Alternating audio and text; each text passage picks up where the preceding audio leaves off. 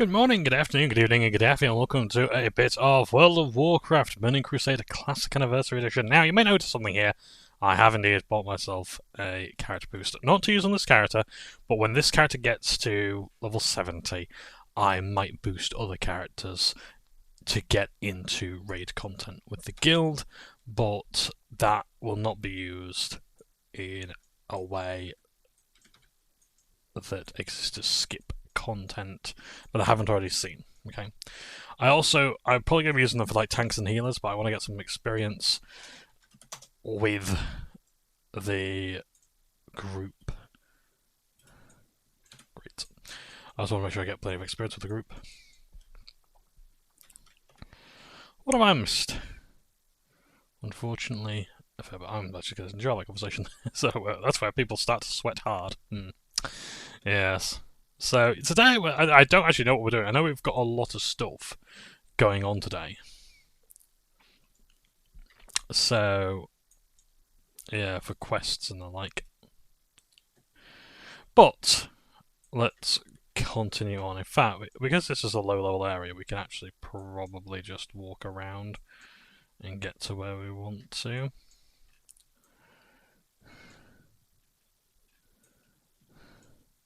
So yes, in terms of WoW, what's been going on, I have seen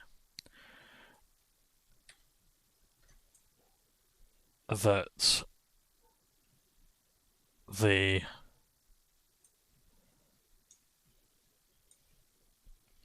new raids have been added. I think it's Tempest Keep has been added, or some other stuff. So, and Serpent Shrine Cavern, I believe, has been added. So those are like the two big raids. In fact, I think those were the raids that were added, and then before even anyone got to Sunwell Plateau, which is the next series of raids,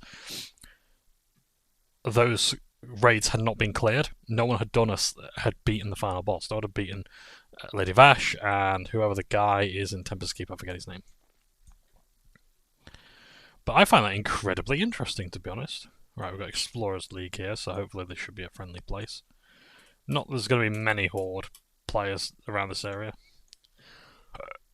Excuse me. So, we've discovered that location. We can move on. My bags are full. I need to really sort them out. Because I'm not going to be able to accept quest rewards until they're cleared out. I've got no bag space whatsoever except for a soul shard. So yeah. In fact, let's have a look at that. Have we got a soul shard that we can use right now? No. No, we have not. Okay, I might have to actually look at a bag add-on just to have the search function. So, they've added new content, so there's new raids. So I've got even more incentive to actually keep leveling up faster as quickly as possible. I don't think this episode's going to be too long. I think it's only about 2.5, 3 hours maybe. Unless I can pause maybe to eat, have a bit of a break, and so on and so forth. Level 37. Incredible. Let's have a look. Bone Warder. Well, I need the Bone Warders actually, I think, so yes. So...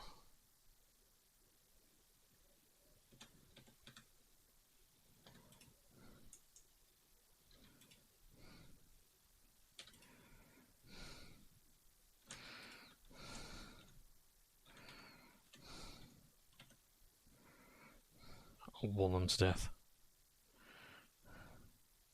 Right, let's actually kill the melee guys, because they're going to be even worse for me, I think.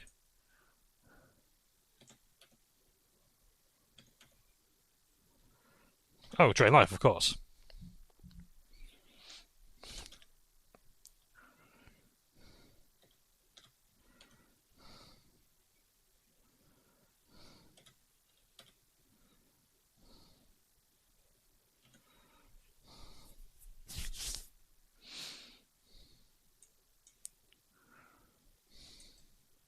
You'll have to forgive me, it's been a short while since I've played, so I am still getting used to playing. It's been a week. So yeah.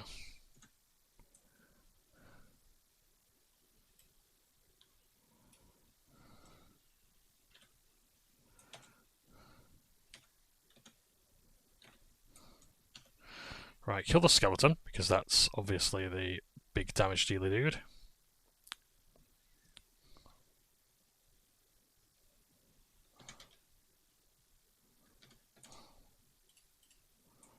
Right, we've got the Road of Challenge. Right, so we've killed what we need to kill for our quest there. So yeah, so the new raids are here. And it's looking alright.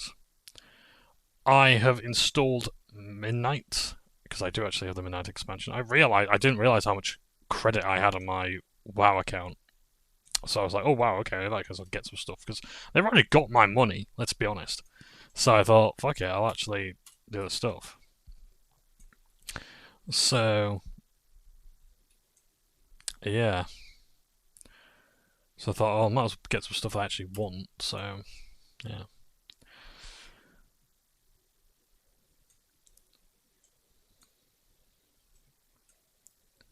Because I used to put money on my account basically to make sure that if I wanted to come back to the game, because I would always the thing with WoW is I never really quit it. You always just take a hiatus, right?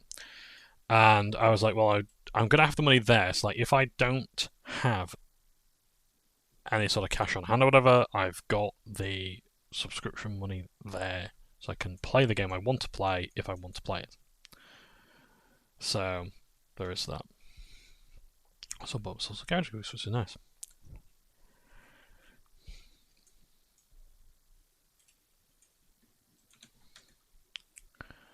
So that's how it's been. What else has been going on? Not a whole lot, to be honest, with me. In terms of WoW stuff, really very little. I've been playing some other characters, just getting their rested XP. I'm much more conscious of getting rested experience points, so staying at an inn to try and get levels up as quickly as possible, without necessarily just super optimizing quests. I'm a lot more conscious about what abilities I'm going to buy, if I really need them, if I can down rank on spells, that sort of thing. And just playing different styles and just seeing what I was missing from Catalysm and later expansions that aren't here. Trying to get some professions done on other characters. I'm basically trying to invest in the other characters, because if I spend money on the other characters to help them level up, it means that they can help me make money on this character. So when I'm not recording, I only play this character to record. I don't log on to do dungeons. Like 2 parts ago, for example, I was saying how I am. Oh, it's not morning here, but still. Yeah, I'm buying content. Sorry, buying content? Excuse me. I'm doing content and buying skills, that's what I want to say, for the characters that need them. That's South Shore. Right, what else do I need then? Do I need to come back here? Mason's Behest.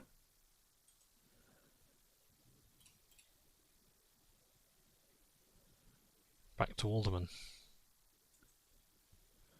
I could go to sort of Alderman, Lockmadown away.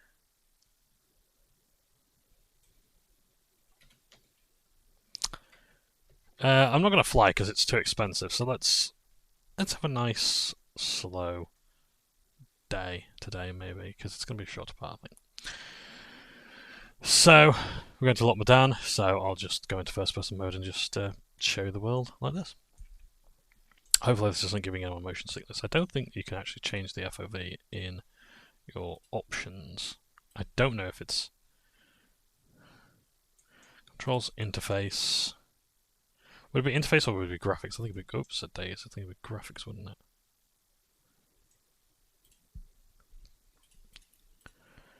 General. Motion sickness. Let's turn that on actually and see how that is. Camera shake reduced, none. Let's have no camera shake. I don't want camera shake. Cursor size.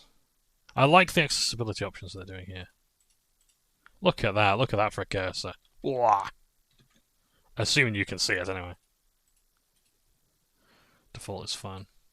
I don't mind larger things. I mean, no, it doesn't, right? But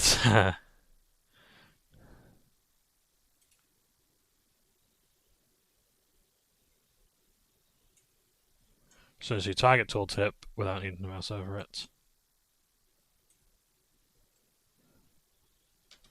How does that work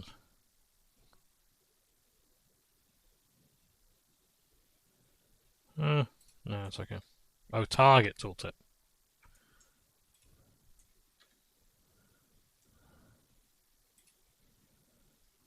I don't know. Right, anyway, let's go back into options. As I say, it might be graphics. Render scale is fine. UI scale is fine. VSync. I don't even need like a lot of these things. I'm not gonna lie. Oh, anti-aliasing.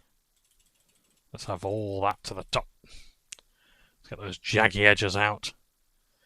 Camera FOV 90. Right, that's the highest it can go. Okay, might have to get an add-on to increase that because 90 is a good amount. I like to go to about 100 or 110. I think the human eye's FOV is 180 degrees. You can see, because your peripheral vision, you can see like about there. You know, I appreciate that's really weird to look at, but yeah. If you're watching this muted or whatever in the background and you're just thinking, what the fucking hell is going on there? Someone just walks in. But yeah. FOV is fantastic. People used to say this thing of like, oh, the human eye can only receive 60 frames per second. And I was never one of those people. Don't get me wrong, I was skeptical of frame rates going higher.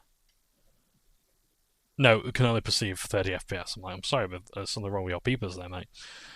Like 60, like people make these weird arguments. It's like, how that might be a case for you, but the human eye, your human eyes, might not see above 30 FPS. I think pigeons actually see things way slower. They have to see, like, if they were to watch a movie, they'd see every frame for like 3 seconds because of the way their eyes work. So for us, like 40 FPS in a movie looks weird. Like my partner's TV has, I think it's actually got some sort of, I don't know if it's like some sort of AI thing that's like, the frame gen sort of. It won't be frame gen or whatever, but or maybe it's just a higher hertz rate. But it looks so much smoother. And I'm watching it. I'm like, was this shot in 40 FPS or something? Because it's really weird to watch it that smooth. I mean, it's nice. I'm not complaining. But watching something that smooth is weird. Especially when it was meant to be shot at like 25 FPS, I think it is. Frames per second, so who knows? But yeah, it was strange people going like, oh, the human eye can't see any higher than 30 FPS. Wait, yeah, it can. Like, I can see above 60.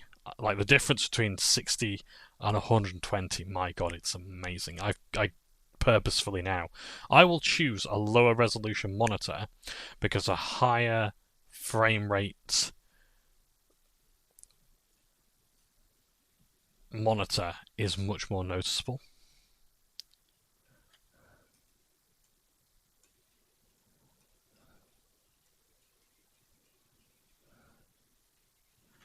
So yeah, it's one of those things that people got really weird about that in the console wars. I remember in the trenches of the console wars. I was on the Xbox 360 front. That was me right there. You know.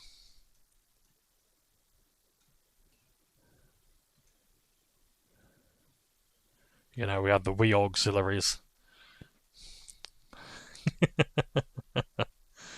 Oh god, them were the days. Them were the days. And I had a mate who would not. He was so into the console wars, he would not allow you to say the word Xbox. You weren't allowed to have an Xbox 360 magazine. I think Nintendo is actually still doing it, the official Nintendo magazine. I hope they are, because it's a really good magazine. The magazines of those days were amazing. Official PlayStation magazine, my dad used to get and whatnot. It was wonderful, really wonderful. And then the unofficial magazines, of course, had the saucy numbers in the back. But yeah, boy, do I remember that.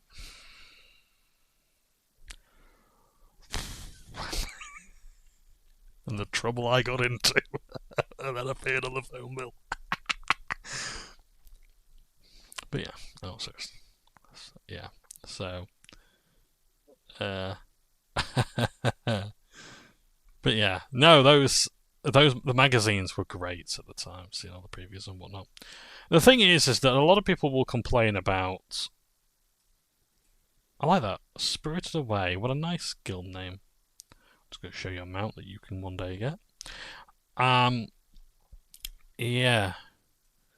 Like, I remember, like, a lot of people these days say, oh, like, games journalism is just marketing these days. It's like, no, it's always been marketing.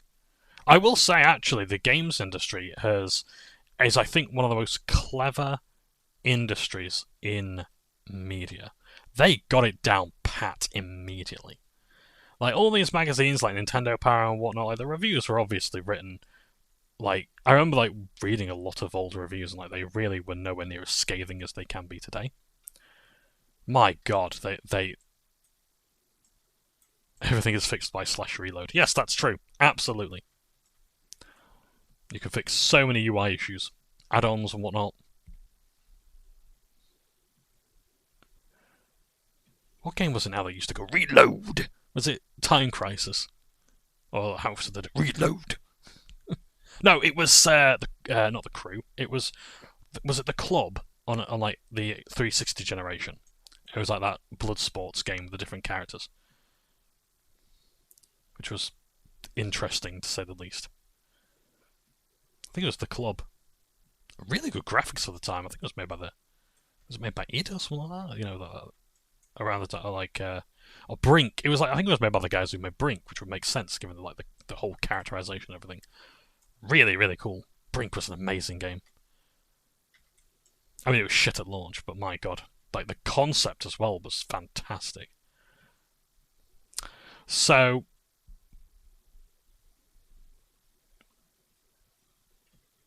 What was I saying? Yes, so gaming magazines have been marketing for a very long time because they really were not as critical as they should have been. And yeah, okay, fair enough, you can argue that maybe people didn't know what was best and all that sort of thing. I don't think I go the right way here, am I? I think I might die. Can they still target me here? Yes, they can. Well, I might as well try and get as close to the quest as I can. How far do I have to go for my corpse? Actually, not too far. That's not too bad then.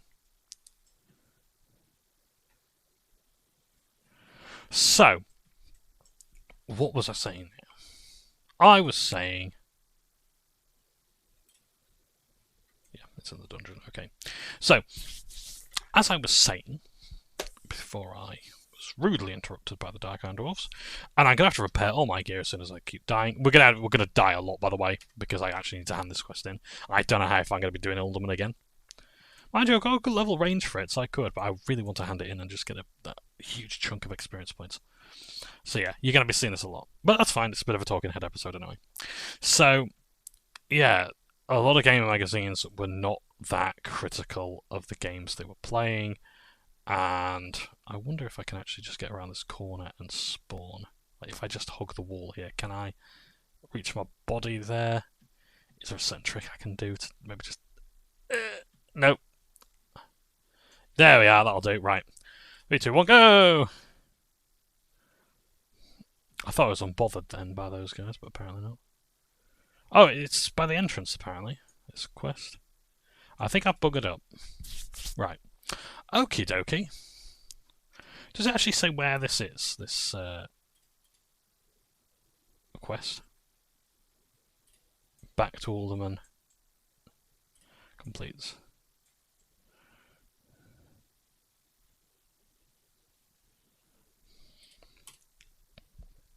So I wonder if he's actually in the dungeon itself. Or if he really is here. I might just have to go on my wiki to be honest. I'm not that bothered about handing this quest in, to be honest.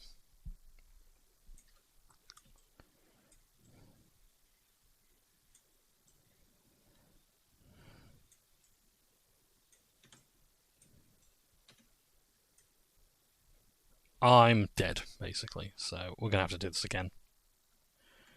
Right. Okay, run!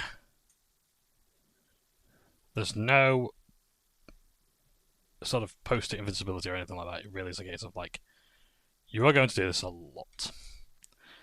Like, the moment you spawn, you are dead, basically. I could take res sickness, but that's going to make me even more vulnerable, as opposed to just doing this multiple times. And also as well, your equipment takes even more durability damage, and I'd rather just risk it for a biscuit right now. So, yeah. Yeah, so games journalism has always... In fact, the whole idea of journalism itself wasn't really that big a thing. It was always like entertainment media. So actually interviewing developers and whatnot is a relatively recent thing. And a lot of these games as well, don't forget, they were made in bedrooms by... Yeah, that's how bad we've done. You have to wait for resurrection. That gives me time to find out how far I can go. Great, okay. So, I'm just going to have to hook the walls. I probably will draw aggro, especially from that surveyor there, this guy. Amazingly not. We're actually alright, and we've not lost that much durability, so that's good. Now, I could really do with making a soul stone, so how am I going to do that? And what am I going to get rid of to do that? I really... I could get rid of some sweet nectar, actually. In fact, what's that there? Wild hog shank. Right, let's get rid of that. So, I want a soul stone, first of all.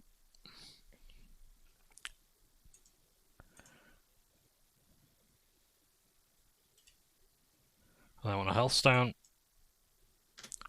There we are, now we've got some soul steed, and we're going to piss off. Oh, hello. Hello, babe. There's the big rocks. Bacon. So is this another quest that we can do? What's this? Badlands? Oh, we can do Badlands. Ooh. Badlands, not to be confused with Blasted Lands later on. It's different, I will say that much. I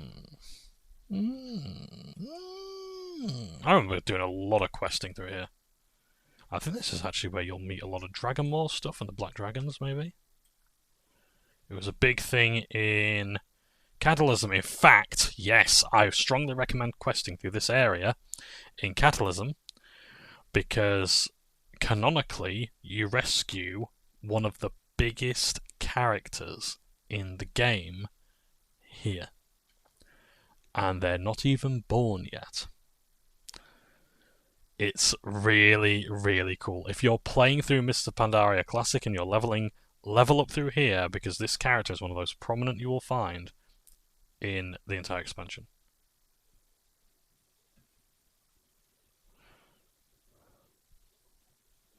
Oh, shit. Is this another entrance to the dungeon? I'm not bothered if it's just going to take me out, if it's going to ask me about.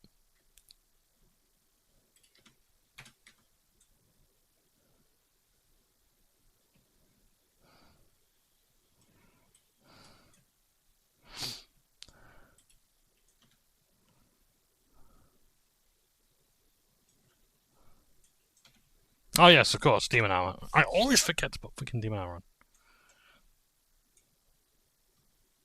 You know what? We're binding that to X, because then I'll actually remember to fucking do it.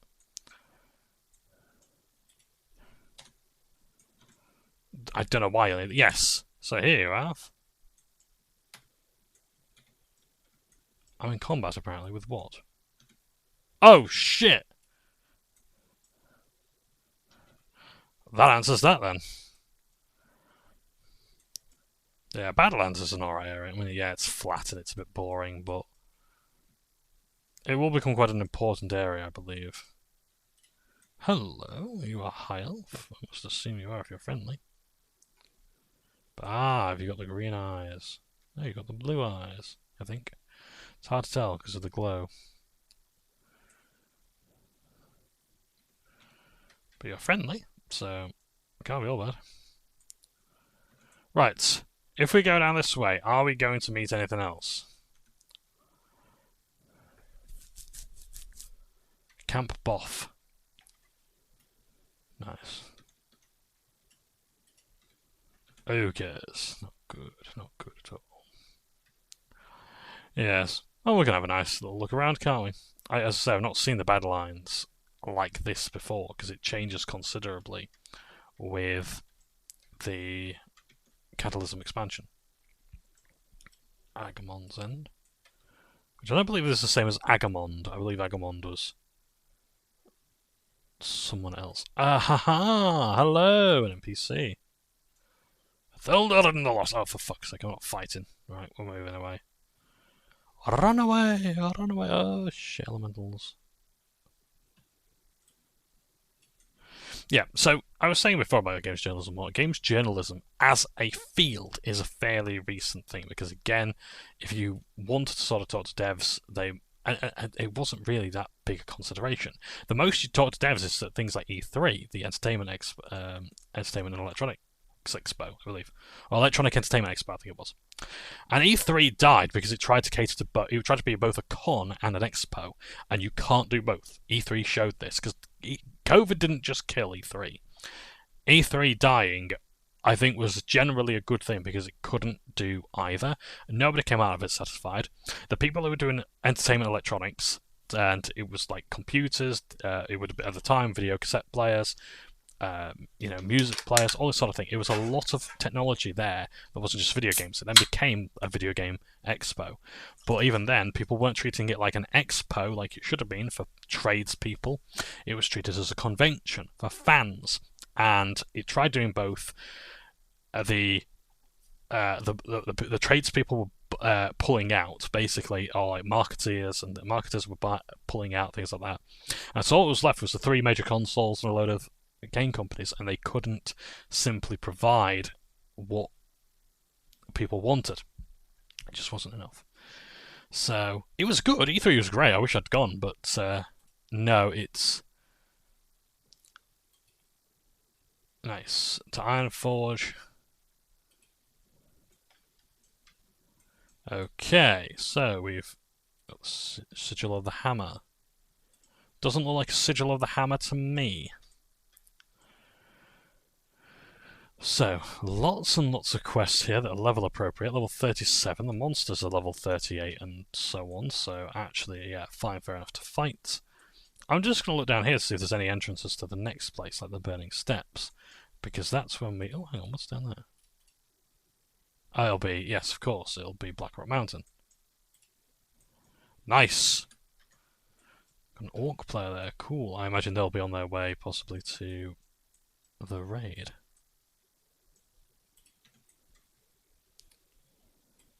Yeah, you really do want to mount at this stage if you're doing places like this, because they are a pain in the arse to navigate. So, yeah. And especially when you can't outrun things. But on a mount, you can, just about.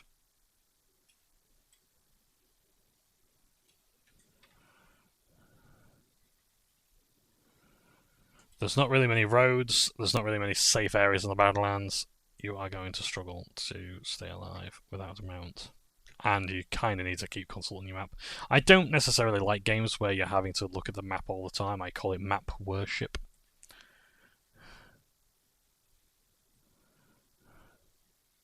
Dust belching. I imagine, yes. You've got to get through that cave to get through to the Syrian Gorge, maybe. But then again, maybe there, I'm not sure.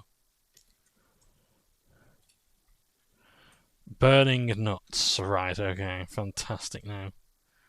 That might be a horde camp there, it might be more ogres, it's hard to tell.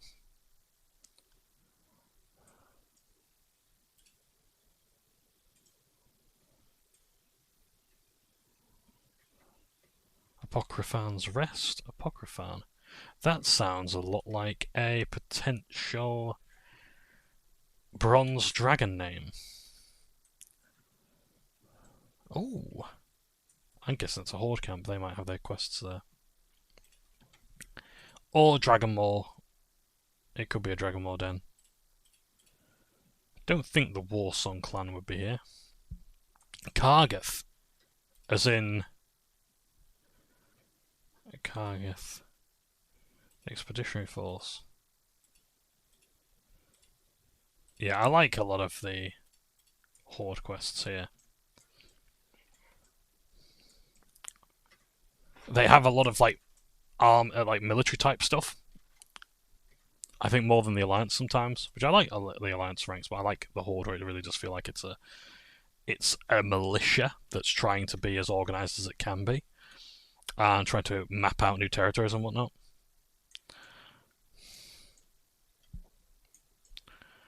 Oh dear.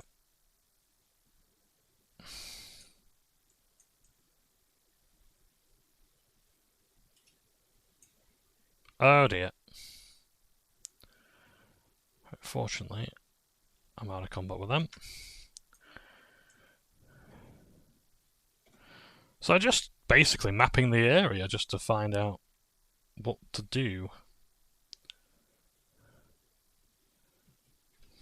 It's good how the mobs as well, they don't just have random levels. It is obvious that this is meant to be a later quest area. Oh, for fuck's sake, I'm dead.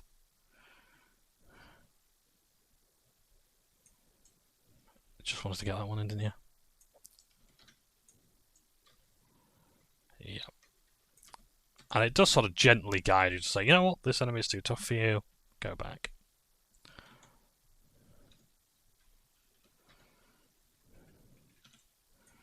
Because some classes can genuinely handle like orange level enemies, but warlocks are quite squishy, you do need your pet, and me, I'm just trying to evade them, and servo.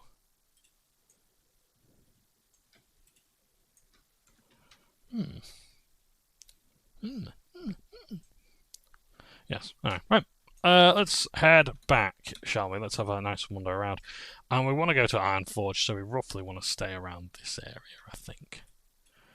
That, hopefully, is not full of dark ironed walls and is actually a friendly place to go.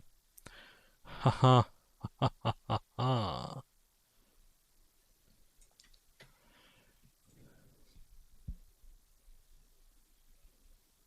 I do not like the sound of that. That was the stealth sound. I want that as a ringtone, to be honest. Because I like a notification sound, rather. Yeah. So, anyway, games journalism. It's because I used to do journalism and game reviewing for a living. I wrote for print. And, yeah, there's very little actual journalism in games journalism. Not to be a gatekeeper about what is and is not journalism, obviously. The people who do it and investigate and whatnot are brilliant, and the people who can actually keep on doing it without burning out, again, are wonderful. But it's very hard to actually have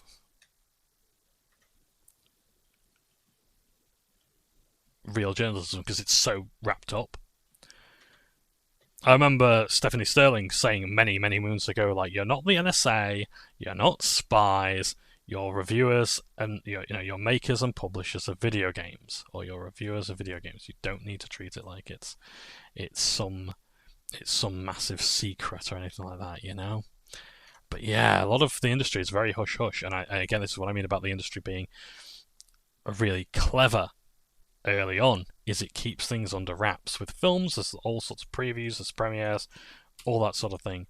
Games journalism, people were absolutely fine with the idea of, like, for example, Metal Gear Solid 5 having a boot camp, where basically the developers would fly you out and have you play the game and they'd sit with you and explain the game to you and, just help you with your review and things like, And it turns out it was actually a bit totalitarian because it really was a case of like, no, we are actually going to edit your review, or we're going to say, no, don't put that. It was very, very weird. Very weird. And way, way too intimate a relationship between developers and reviewers. I think the wider that relationship, the better things can be. But not a lot of people are into that. They want to have this relationship with the developers. And it's like, no, I'm the buyer of the video game. That's where it ends.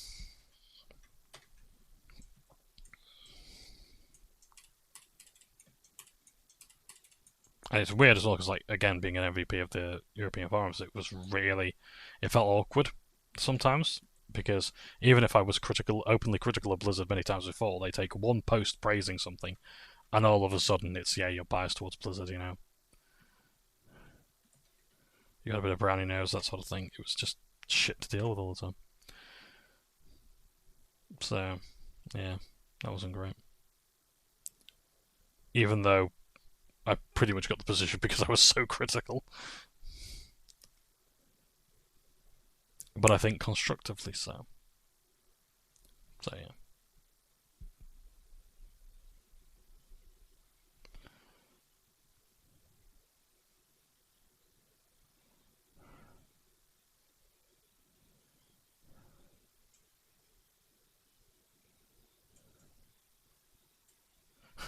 Just reading the chat there.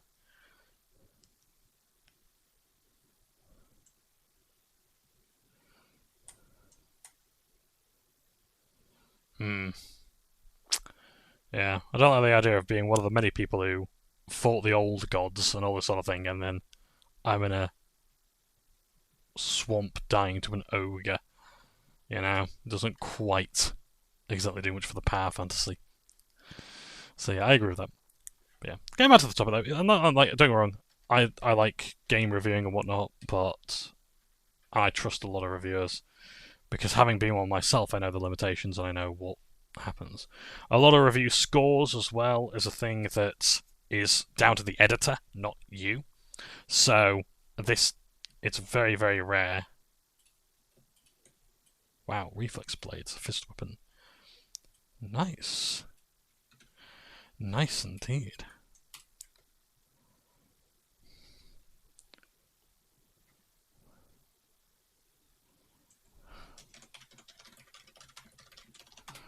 Oh dear, I think I'm gonna... Oh, just very lucky. In fact, we don't really need to explore all of this, do we? Maybe just a bit down there. We're going to Ironforge anyway, so we might as well uncover a bit more of the map. But yeah, so yeah, that's one of the things that goes on, that editors decide the review scores and whatnot. And a lot of people say, oh, I don't trust this outlet. It's like, well, what specifically about the outlet is it?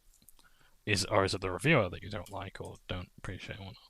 Sometimes it's fine to have reviewers that are not overly familiar with the genre. I remember when people gave Cuphead the Dean Takahashi shit for reviewing it, because he was a tech reviewer primarily, and it was a bit of a joke, and yeah, it was done in poor taste or whatever. He appreciates that, but people gave him shit endlessly, and they didn't want to actually talk about game reviews. They just wanted to have a go at someone who,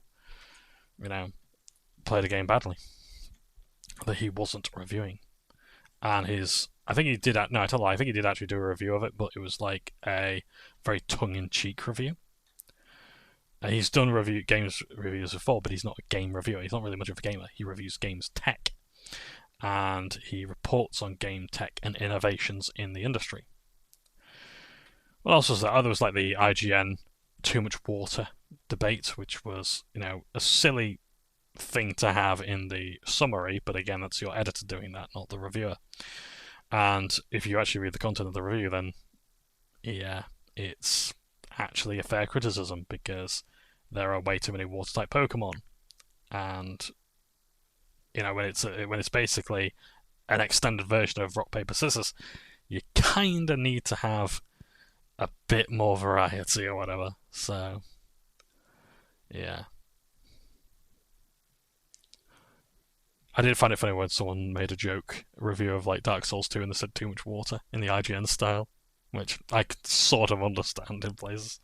And it was like there was actually one boss that I really liked. One of my favorite bosses. It was the one in a massive water area. It's like an underwater cave. You're on a ship, and it's slowly flooding with water, and that's going to affect your movement speed, and you're going to drown. And at first, I didn't realize it was actually happening. But then I noticed, hang on a second, the water's actually getting higher. I'm like, oh shit, there's actually a timer on this. I thought that's a really good way of doing like a soft timer on a boss. The idea that actually, yes, this cave is filling up, and you're going to have to deal with this boss in a certain way. And I really like the idea behind that. Dark Souls 2 had some good stuff in it. I know it's not really everyone's favourite game, but it was the one Dark Souls game I really managed to get through and thoroughly enjoy. The others I have struggled with. But no, Dark Souls 2, I don't like the controls. Like, I couldn't play it again now, anywhere near as easily as I had before, but I tried that and it didn't work out, but I liked it. I liked it a lot. But yeah.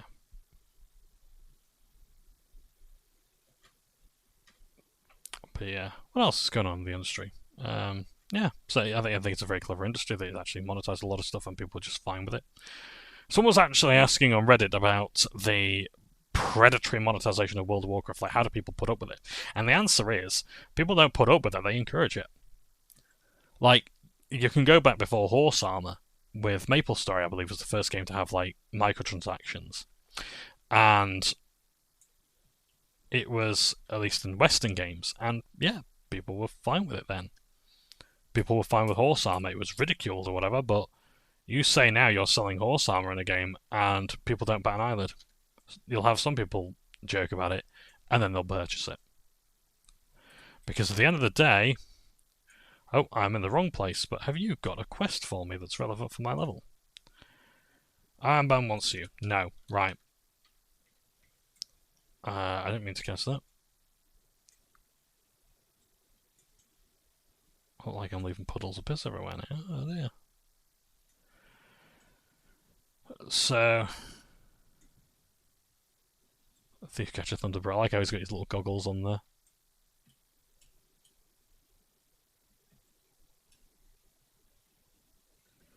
And they see through invisibility. I believe the guy. Yes, he's in the Warlock trainer area. That's fine. I thought I said Jabal Job Seeker then. Okay. Good God. Alright, yes. So, yeah, but people that put up with it, it's not predatory. I think people consider... Oh, the fishing place. Sorry, guys, in the wrong area. People consider expensive things as predatory. It's like, it's really not. There's not that much predatory design to WoW. I think gambling is predatory. I think anything that sort of encourages addiction is predatory. But expensive or perhaps unnecessary, that's, I would say, poor form. Praise the dwellers beneath. Ekins Digest. Are you standing on your chapter for us somewhere? Never mind, it's not my place to ask. I will actually screenshot that, because that's an idea for a bit of roleplay. I will help you if I have an extra copy. We must aid each other, yes. That is how we flourish. I require 3 items apart. Bring them to me and I will give you the digest. I'll speak their names. Here's my bonus. But here I will write them down. The star, the heart, and the hand of the heart. Oh, I think I know this, actually. Big iron fishing hand. A fishing pole. The big iron. Does that actually look any different? No. The big iron fishing pole on his hip. Big iron fishing pole on his hip. Okay, the star of Zillier. Grillborg the Miser has the star. Here's a greedy ogre. Spends his days in the Alterac Valley. Mountains. Okay, so Alterac, which we can get to. Claws of Dagon. Mutations of the old races lives in the deep sea. Mythin Murlocs and Dustwallow Marsh. We're probably going back there anyway.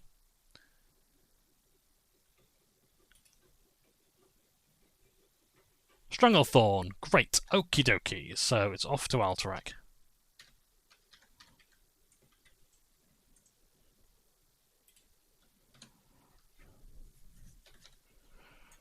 On the top of the mountain and over the man.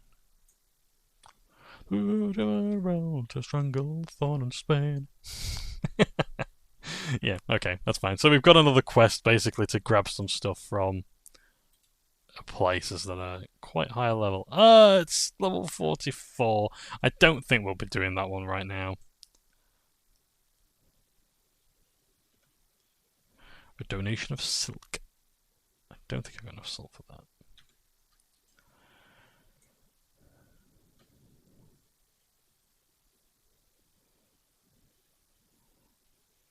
So, alright. What's my quest log telling me? Questy, what's going on here? So there is Desolus. Back to Alderman, South Shore. I don't really need South Shore. Inspecting the ruins. Dustwallow Marsh. We can do. Some of the Cabal. I need to go to Ratchet. Okay, that's fine. So, how much is it to fly to Dustwallow? Sorry, to South Shore. Nah, that's cheap enough. We'll fly there. So, yeah, so the games industry has actually done well to foster a culture where people will literally just buy anything. It's fine. They dress up DLC as supporter packs and donator packs. There are microtransactions as loot boxes. And I've fallen for all these tricks, and I've bought into them. I'm not trying to be a hypocrite when I point this out. I'm pointing out that yes, I have bought those things. I'm explaining it. I'm not trying to excuse my conduct to say, oh, it's the game industry's fault. No, it's my fault for buying it. But at the end of the day, they know it works. That's why they keep doing it. And I for years, I couldn't buy into that argument. I didn't accept it as an argument. But I genuinely now believe 100% that yes, people will buy these things if you put them out there. There is a market for it, I guarantee. We've learned from game devs that some small games, what they will do is they will balance the game based on the top 2 players. Because if one of them's not spending enough, they'll buff their stuff, they'll buff the other player's stuff, so that the other one buys it. It's genuinely amazing how big whales are, and the fact that we even call them whales as well, like dehumanizing people like that, is one of the big problems as well. That I'm a human being. I'm not a whale, so it's okay for me to call them a whale. Yeah. Which is they don't like it. At the end of the day, it's probably those players that are keeping the game afloat. You know. We saw with Wrath of the Lich King, the second expansion to World of Warcraft, the expansion after this one that we're playing now, that the Spectral Steed was the single best thing to come to World of Warcraft for Blizzard. The reason why was simply because people were paying for it. Oh wow, look at the sail moving there. There's little details like that in this game that are really nice, like those eyes in the bushes in Duskshire, whatever it's called. Darkshire. You know? It was... yeah. But yeah, that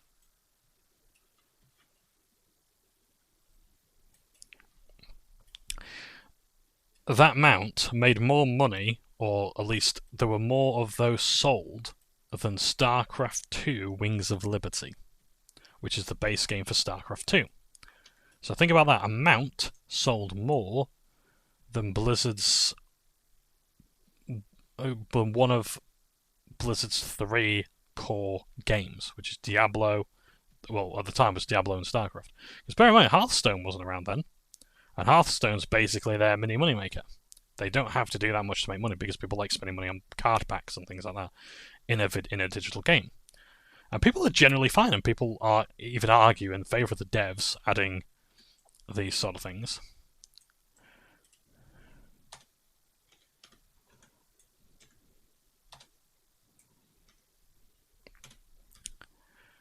people even argue in favour of loot boxes and whatnot, because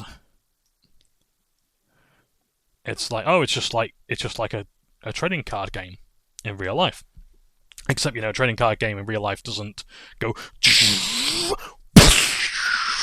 and then play a song and go and then show like glow with epics and things like that. No, you open a card pack and there's the cards, and the most they can do is shine. They don't do anything else. That's my problem with loot boxes, as I said in Schmambling, in a Johnbonne's Journal video, where, yeah, opening a trading card game pack is considerably different. Yes, they have cellophane on the front. Yes, it's flashy at the beginning. Nowhere near as flashy as a video game. And the thing as well is, like, those cards, when they are printed in the factory, that's all they are. They're printed in the factory.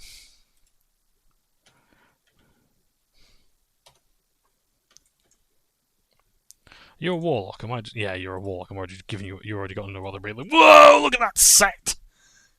It's the Void Heart set. It is beautiful. I love this set. It's wonderful. I don't like the mask as much. Like that one. It's cool. Oh wow! Look at the spell effect on it. You know what? I take it back. That's actually really cool. It's the shoulders I like because they crackle with lightning. They look better on a gnome. They look so good on a gnome. Ah, okay, so we've got to be over there. That's all 44 stuff, so I don't really want to be down that way. So, we need to be over this way. But I also need to go to Ratchet. So let's... Oh yeah, let's go to Ratchet then. Come on then.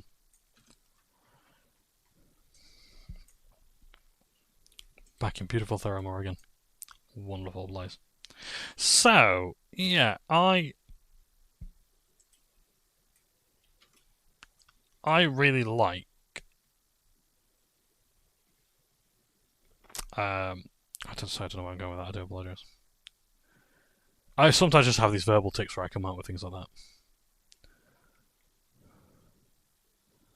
So sometimes I just come up with really cryptic stuff as well. One of them years ago was like, the dead have risen.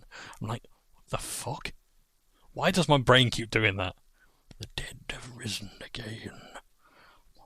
What? What are you doing, brain? So, yeah. So, what was I going to talk about? Just more industry bollocks, yeah. That's really it.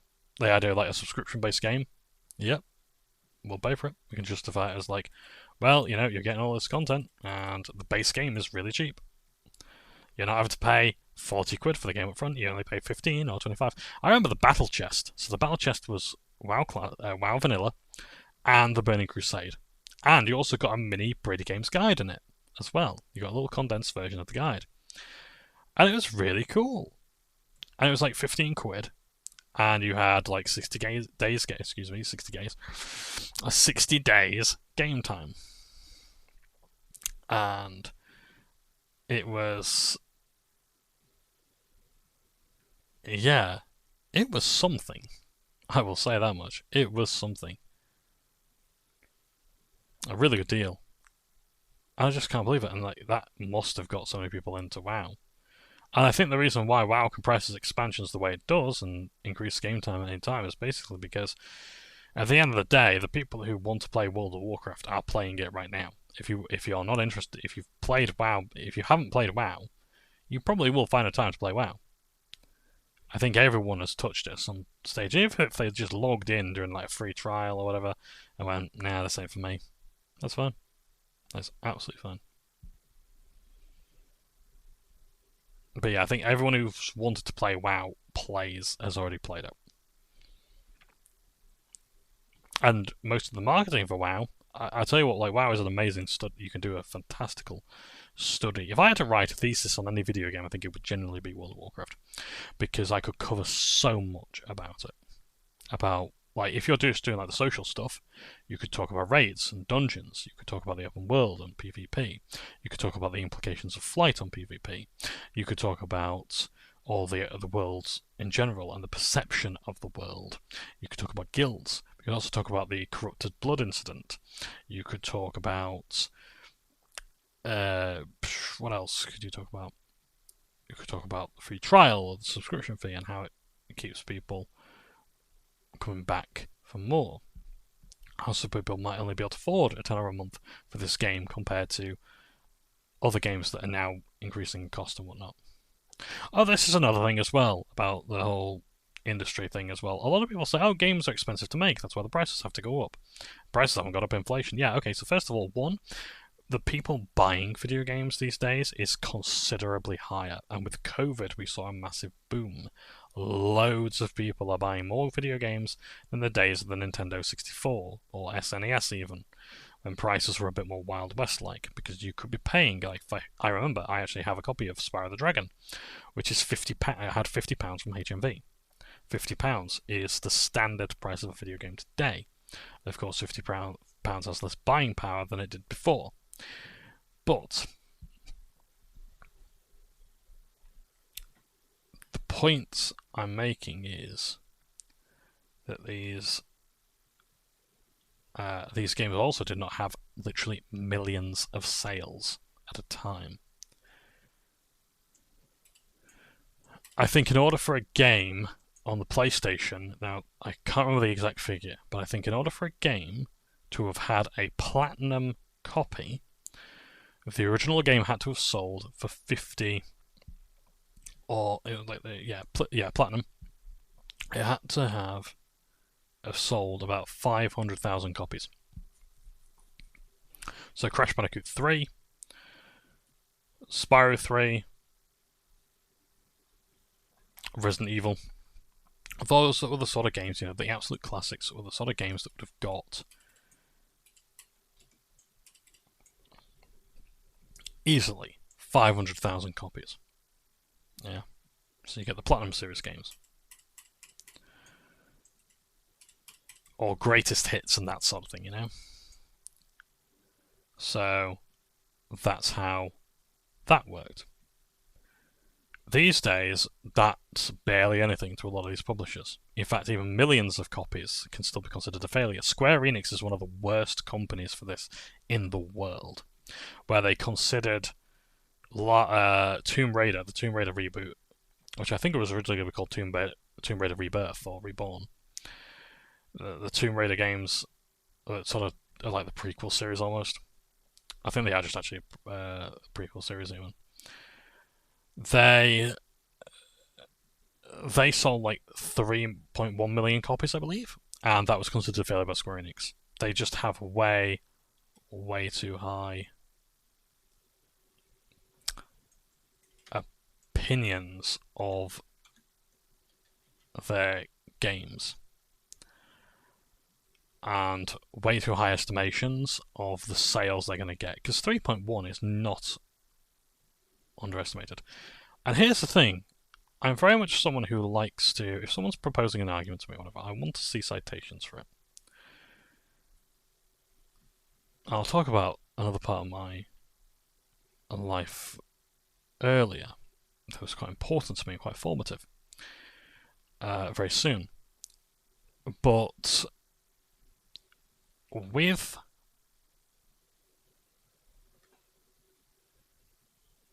these arguments of like, games are expensive to make, I want to see the stats. I want to see the cost breakdown. Games are too expensive to make these days. Well, don't make them then. If you want to make money, make a mobile game. Don't make a AAA video game. You're doing it for market presence. You're not doing it because it's going to make you a fuck ton of money. Yeah. That's why you make it. That's why you make these other games, if you want to make money. Yeah, that's why you make sure you have a live service game as basically passive income almost. Yeah. So I actually want to see, okay, games are too expensive, are they? In that case, why do you keep making them the way you do, knowing that for the past 15 years, I want to say, possibly even more, we have known that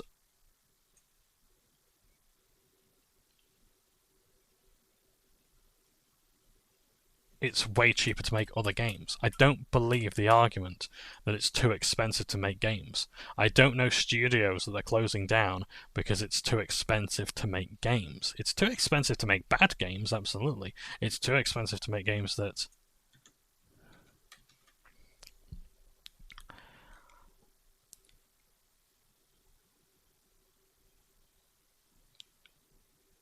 that just don't have enough marketing. I could appreciate that it takes a lot more now to make a game be a success to recoup costs, maybe, but that's mostly the cost of marketing. I think a good amount of games have 1/3 of their budget allocated to marketing. They have to make their money that way. They have to make money through marketing. So that's how they have to guarantee they're going to actually get money, by getting eyes on it. But one of the best things you can do is word of mouth, or just handing out free copies to people to play for review, or just broadcast. One of my favourite channels are the Distractable guys. So that's Markiplier, Lord Minion 777, and MoistGame, who do fantastic videos together, and they do a podcast, and I watch them, and I only basically sort of get a lot of my gaming news from them, to be honest, because I'm not interested otherwise. And if they're playing a game and I like it and they're doing multiple parts on it, then great. There's a load of good games they play together, and I'm like, you know what, my partner and I love playing these games, we love doing it that way, we have similar tastes, it's co-op, it's fun, let's go for it. Yeah, just got to go a bit more further down here. I think it's actually on the path here. I don't think it's that well telegraphed, to be honest. As well, I suppose it shouldn't be, given that it's a warlock hideout. And warlocks are not particularly welcome in either society of the Alliance or the Horde.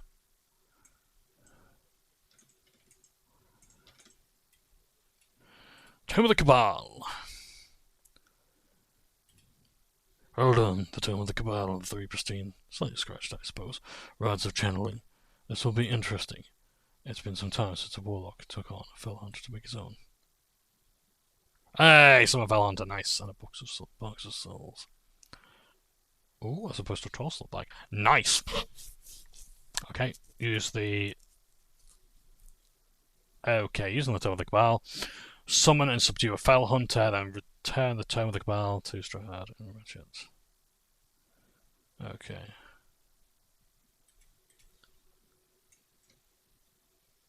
I hope you're ready with the Warlock. Follow me.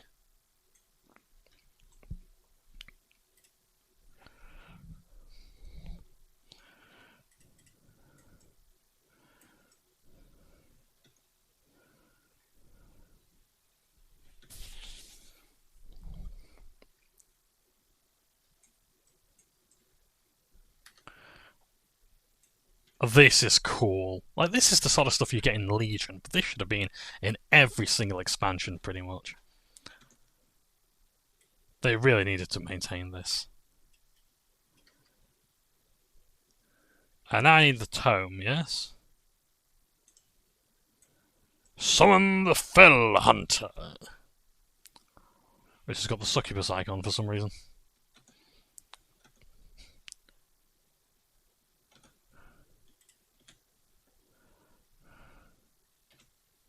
So I'm level 30, so it should be fairly easy.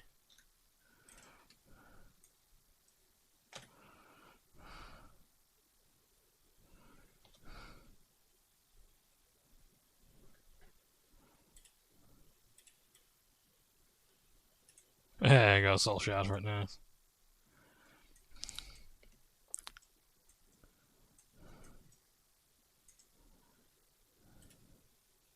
Every warlock should have a fellow under his command, but it is difficult to tame the powers it brings to its master far with the cost. I must say I'm impressed with the warlock. When I faced down my fell hunter, I barely escaped with my life. I sensed that you have the most potential. One of the most powerful warlocks of the era. I like how the quest completion is a salute there. Okay, so now... can I just replace it? There we go. We now got a 16 slot bag for all our soul shards. That is equipped us considerably better than before.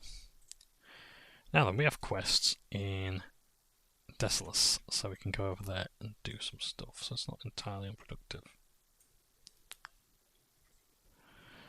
Okay, so let's fly over there, shall we? Because I don't really fancy walking all the way. I suppose we could actually walk over.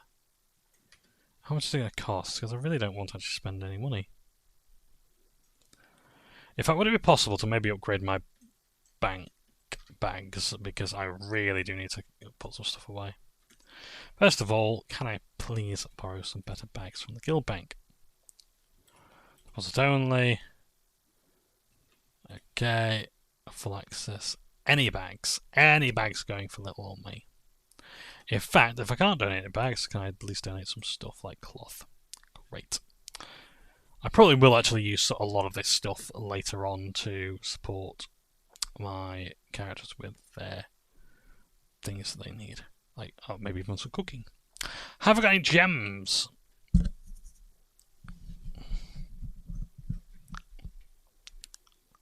I don't believe I do. Have I got anything I can put in here? Okay, equipment. I've got anything here that I can donate. In fact, that's an idea. Donate some stuff and then when I need to, just enchant other things. So put one thing in, take one out for disenchantment. Ooh, gems. Nice. But no bags, I believe. Deposit only. Full access. Any bags? I don't believe so. Shit. Okay. I'll have to buy some, I think. I'm not looking forward to having to buy bags, but it is a big earner, so... Whoop-de-doo. Right, okie dokie, that's fine. Oh, nice. Lifelike mechanical toad. Right click to summon and dismiss your lifelike mechanical toad. That'll be a pet then, I imagine. Very nice. Oh, linen bag's great, but I think I've got all 8 slot bags, haven't I? 10 slot bags, okay. I like any need for an 8 slot bag. No. Bugger. Right. Okay, that's fine. Right, what can I put in here that's going to actually matter? So, the Orb of Soren Rack is awesome. I don't need it right now. These, I've actually got a recipe in here, I believe. Any recipes I can take out right now? No, great. I can't disenchant those right now. I'll put a bag in there just for when I've got other slots available. Although I could actually take it out, couldn't I, and send it to someone. Let's do that. Johnny Just has already got a bag, so I need to find a mailbox somewhere. There should be one nearby, I'd imagine. We'll probably find one in Desolus, perhaps. There is actually one nearby, isn't there? It's over there at the end. Great. I'll very quickly do this, and then we'll get to Desolus. Yeah, so I'll have to go in about an hour and a half, I think. So that's okay. So, yes. So when I was saying with like the whole idea of like, I want you to prove to me that games are expensive to make, I really do have to see a source for it. I'm not saying this to be, let's send it to Withywarlock, why not?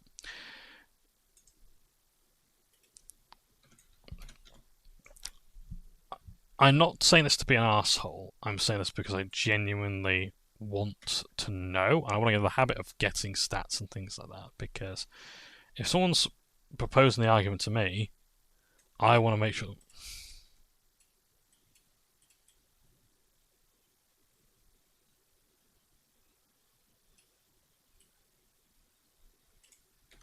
Right. Yeah, as I say, if someone's proposing the argument to me,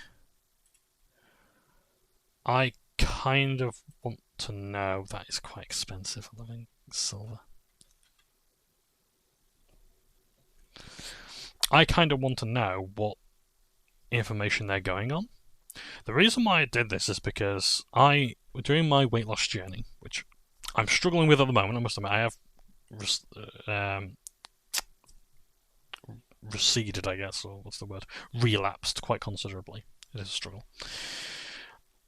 One of the problems I had with my weight loss journey was like it was so easy to fall into bad habits and whatnot, but I used to go on a forum called Fat Logic, and basically it was like a lot of Some people unfortunately call it concern trolling. I don't want it to come across as that. It's like, no, I wasn't concern trolling. But basically, you'd have a lot of people who post things from the body positivity movement that were harmful. It's fine to have body positivity. Body acceptance is even great. But I personally, like it was basically fighting against the idea of fat phobia and things like that. And if fat phobia means I'm fat phobic towards myself. I don't like being fat. I don't like being large. I don't like being obese, basically, because I'm scared of all the health implications and whatnot. I don't want to. One of the horror stories that came to me was like someone like stories from paramedics where they were like someone was so obese they could not be carried out of the building, or whatever, or they had to have a wall. They had to have their wall cut out because they couldn't get through the door frame. You know, that sort of thing. I often tell my partner, like, if ever I get that bad, just fucking shoot me. You know, because that's the only way I'm gonna. Or like leave because that's the only way I'm gonna learn. You know. Unfortunately, I'm not that bad. But you'd have these people who were just so fine with that, and it's insidious because you don't realise just how much weight you're putting on and things like that. And it's like you get into a spiral. So what Fat Logic did was I'd actually break down arguments that were put on there, posted from TikTok and all this sort of thing, and I'm just like, look, this is the reason why this doesn't work. And I would cite statistics. And some people found it a bit annoying that I would spend ages just like on a post, just breaking down the argument word for word, and just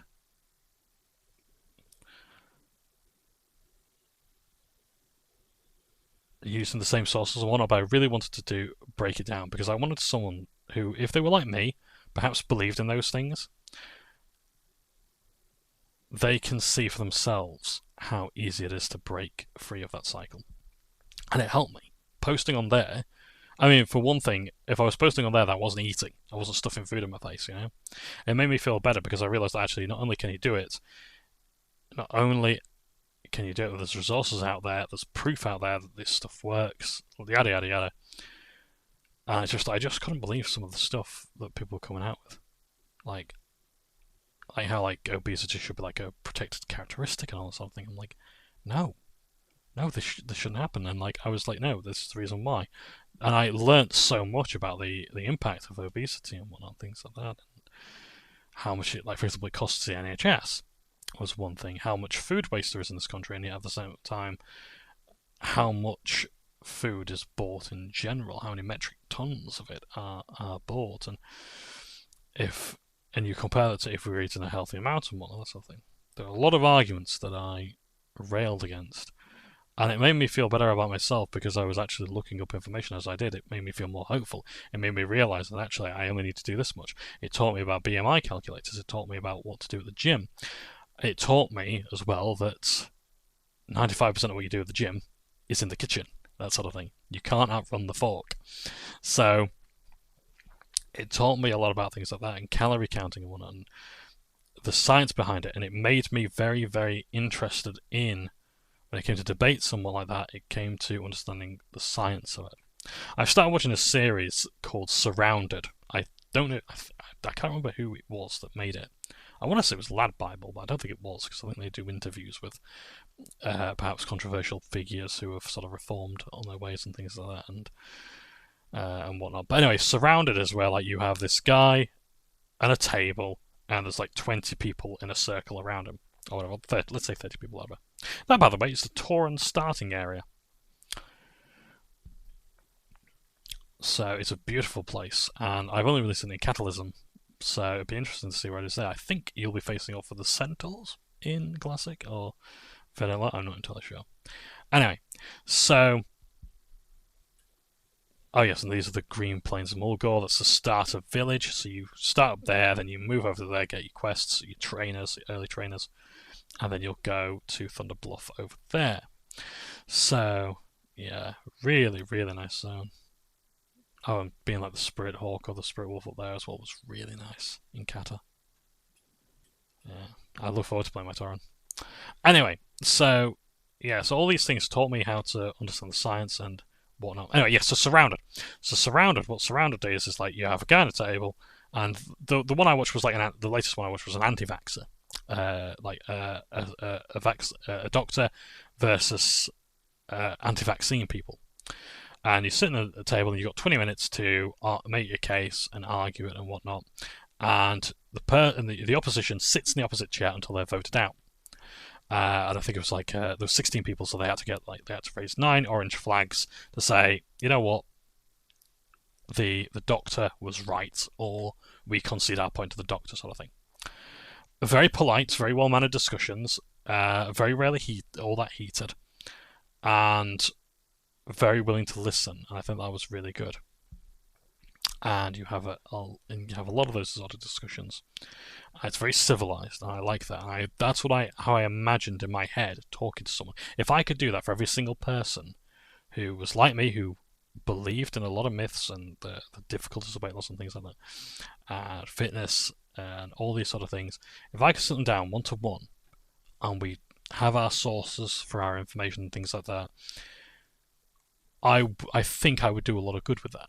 I could imagine, in a way, I imagined I might have actually been able to get a lot of people to get out of those bad habits that I have, or had and still have, and change the attitude and whatnot and make it lasting. Because I don't believe bullying works. I think if bullying worked, there wouldn't be any obesity, that sort of thing.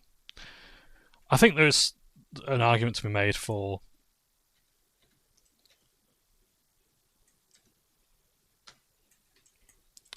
shame in society, but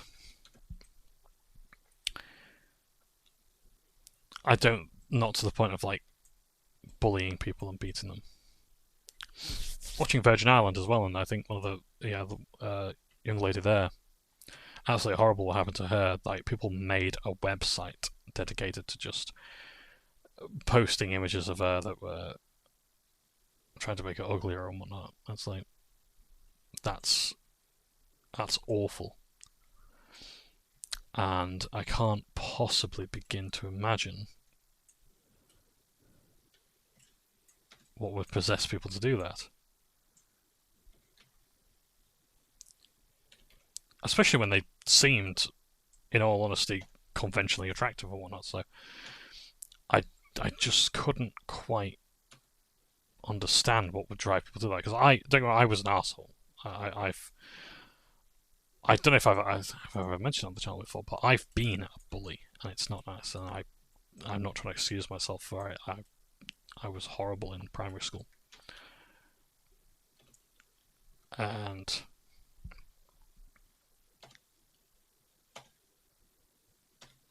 it's because of the sort of self-hate and whatnot that was the only way I could feel secure in my own form and things like that. But obviously it's horrible, and I think bully people, like hurt people, and so I know how people end up in these perpetuating these cycles.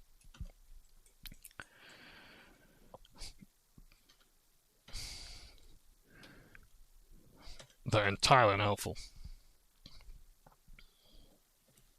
And I can only hope that the people who are hurt by them can get the help they need.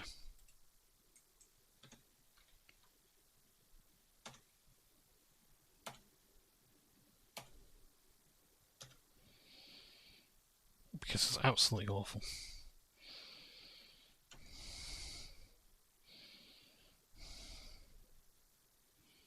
Absolutely awful.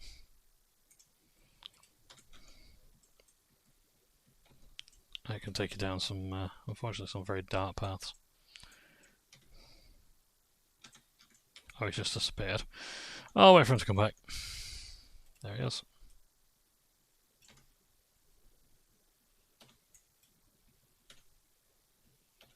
I really need to do Siphon Life first, so I get those earlier ticks.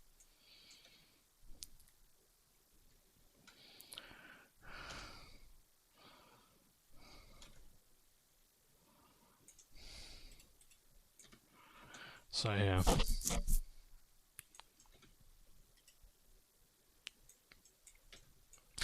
appreciate this has gone a bit off the deep end, this hasn't it? Yeah. Yes. We're working through our trauma today.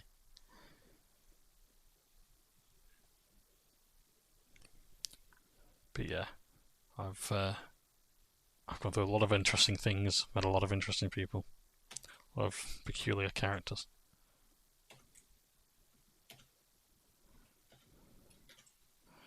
And ultimately, I'm trying to make myself better.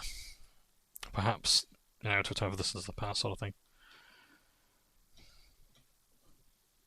And it's why I'm happy to be in the job that I'm in now, which is helping people. And trying to help other people through their problems and their traumas.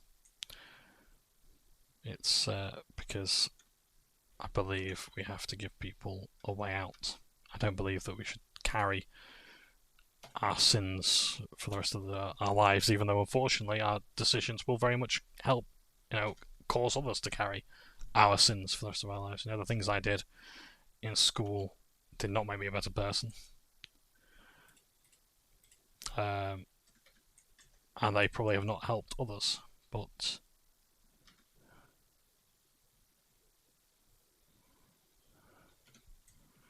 I think we're slowly but surely getting there. I hope that I'm becoming a better person and I'm helping other people more than I harmed them in the past.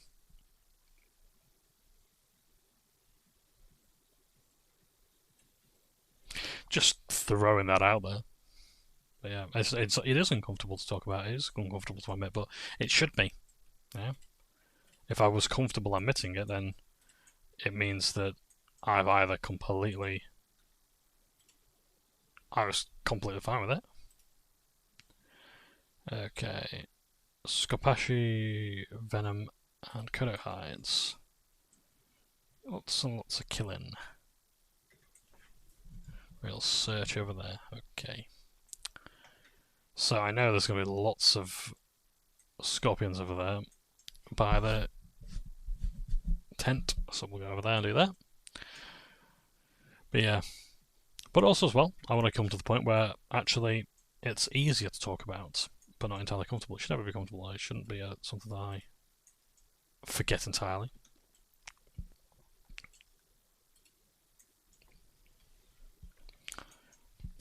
In fact, let's have our Fell Hunter.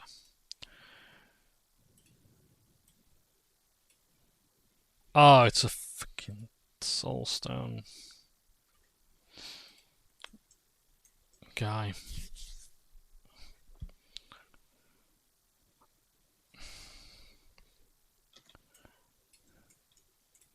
So these guys have a really cool ability, which can remove magical effects from creatures. They're also quite a powerful melee attacker as well. Xarfoom. His name was Xarfoom. Not the best name, but I liked where, I think it's Wrath of the Lich King or maybe Catalysm, where you can change the name. Look at him, he's lovely. Ooh. Lovely boy.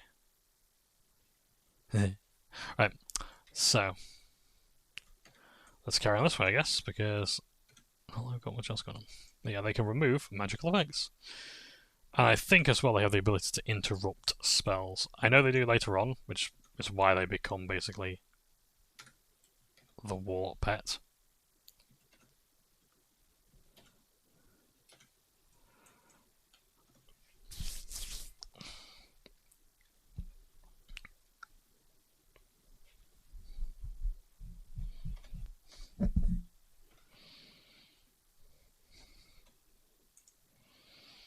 Let's fill up that bag of soul stones.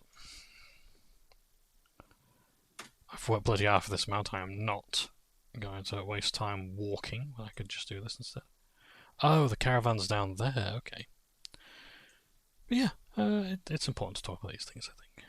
Maybe not here, obviously. It is a bit inappropriate, I suppose, but I feel I have a bit of a responsibility to sometimes use my platform to encourage others to do better I remind myself as well that I can do better. I would hope that if I were to meet the people of the past, I would like for them to forgive me, but I would obviously want to do things that would warrant that forgiveness, rather than just, just saying, hey, it's been like enough time has passed. I'm no longer an arsehole. No, I think my deeds would have to prove it. I certainly hope that the deeds I do in my day-to-day life prove that I've changed considerably and for the better. But that's not up to me to decide. It's like when people say, don't be creepy. That's number one dating tip I think is given out a lot these days. Just don't be creepy. And so it's not really up to us to decide what is and is not creepy. No, it's not up to me to decide if I'm being creepy or not. It's up to the person I'm speaking to if I'm being creepy or not. Finally got some venom at a 50% drop rate. Nice.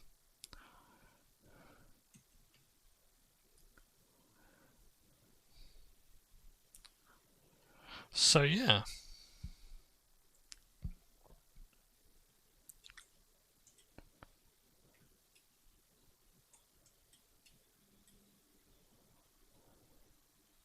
Oh, look at that. That's what the Green Fire Warlock quest does. It makes things green.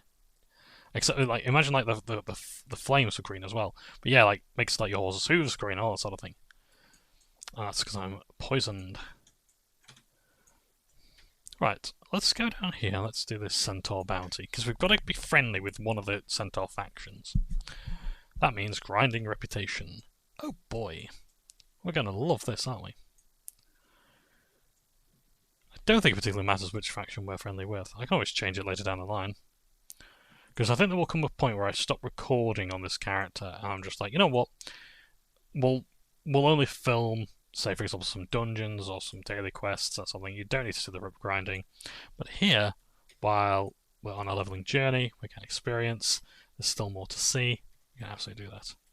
Spicy mud. I wonder if they're on their way to...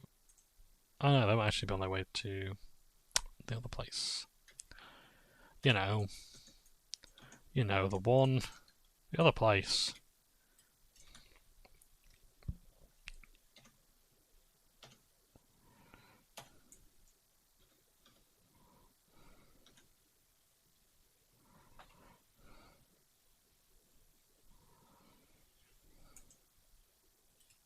Mystery meat, yum. So yeah. So I think we are heading down to the Centaurs, because, would you look at that, there's a pack of bone paws there. Oh yes, I need you down. Sorry, I'm getting mixed up with the other ones.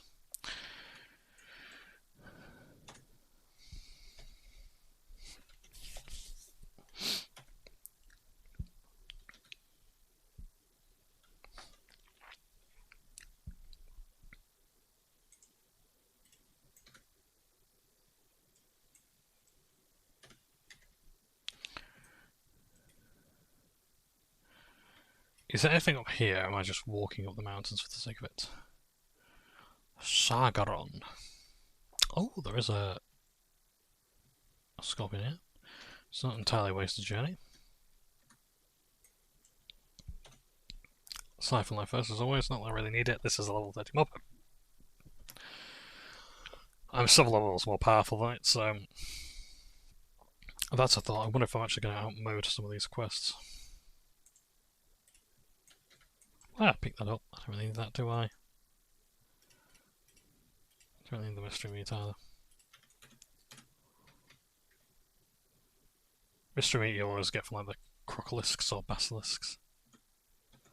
Hey, look at this, this is what we're talking about.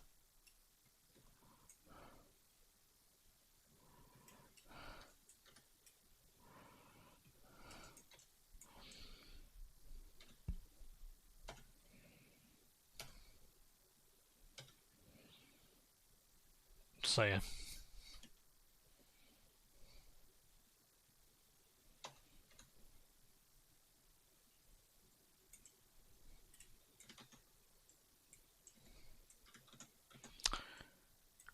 What else can we talk about? It's a bit lighter today, because it has been a big video for like lots of different topics. We talked about the games industry, we talked about some of these personal issues and whatnot. My approach to learning and understanding new things and old things. I suppose I could talk Warhammer. I do like a good Warhammer chat. I'm really back into Warhammer now because I took a bit of a lapse and I was like, I'm not really interested. And it was actually, I think, to take more time with WoW. But now I'm enjoying my Warhammer stuff. I'm going to lose this mob before I get into combat with the Scorpion there. And back we go.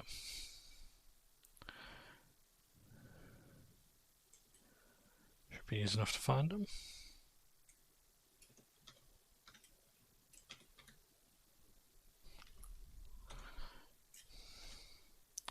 It's good that it's come after me because it means I can lure it away. To here. Oh, we can always have more soul shards, can't we?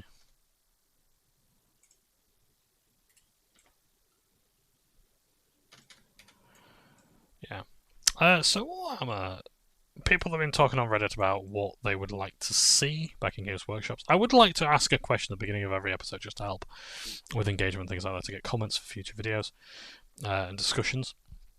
I imagine this one might generate quite a few comments, probably not in the manner in which I can discuss, like, John, you're an arsehole for what you did years ago. I was, and I certainly hope I am no longer. The best thing I can do right now is learn from my mistakes and move on and just try and make lives better. Because if I could go back in the past and change things, believe me, I would. There's a lot of things I would do differently. Probably invest in Bitcoin, to be honest, and then actually make the world a better place, but we shall see. We can dream. But yeah. Yes, in Warhammer, people are wondering what they'd like to see with Warhammer coming back, and a lot of people are saying things that are actually already sort of in Warhammer. Like they're saying, oh, like, I want to see Games Workshop talk more about custom terrain, and it's like, they do. In pretty much every White Dwarf magazine, they talk about some terrain that someone's made. If you write to White Dwarf and you say, hey, this is the terrain I made, or send them an email. I might do that actually. Say, hey, can we have more discussions on how to make your own terrain? Because I think they're kind of desperate for ideas. I don't need that actually.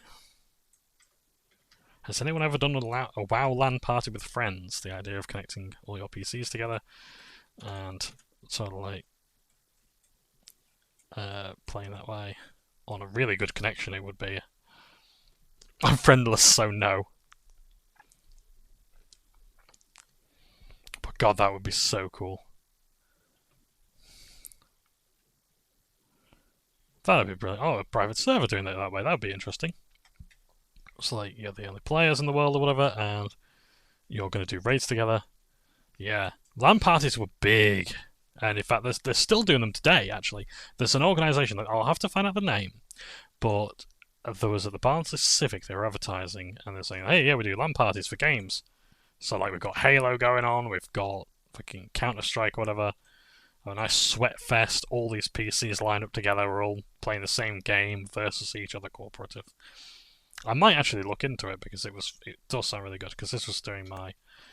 I was going through a bit of a depressive episode with not having any friends or whatever. I wanted more male bonding activities, so I was looking for that, and I found a tabletop wargaming association to play with. Oh, you know what? That's even better. But a LAN party thing I might look into actually, because I think they're always looking for members. So yeah, couch co-op basically, but with PCs. So and lots of PCs. So yeah.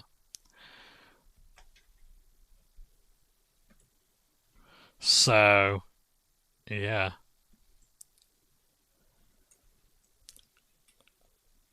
Right, I still really want this venom, so I'm going to look for 2 more vials of venom. And then I'll do the other stuff that I need to do.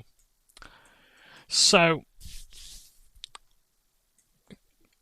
yeah, so people want to know what they want from old Warhammers. People are thinking like, oh, I want to buy a box of just 5 Cadian Shock Troopers or Eldar Guardians, and they're sort of there just to basically pad out your numbers. And it was a cheap box, like a £1 per Cadian or whatever.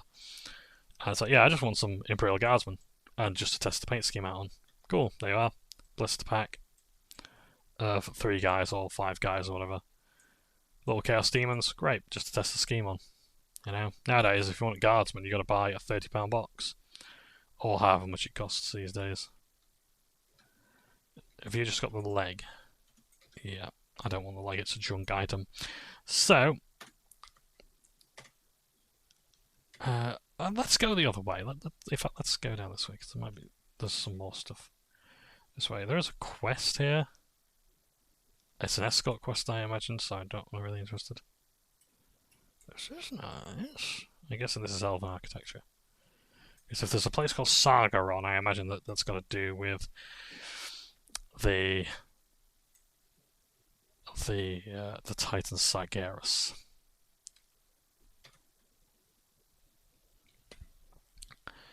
So yes.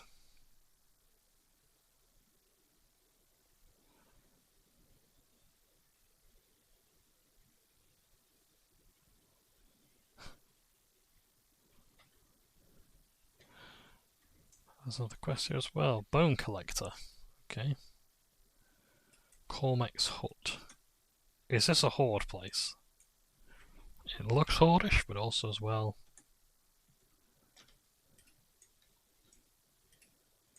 A friendly undead. Oh! Twilight's Hammer. That's interesting. Huh.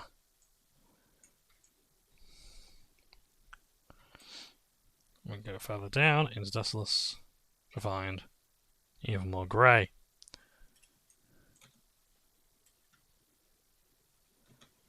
Ooh, storm elemental or air elemental, nice.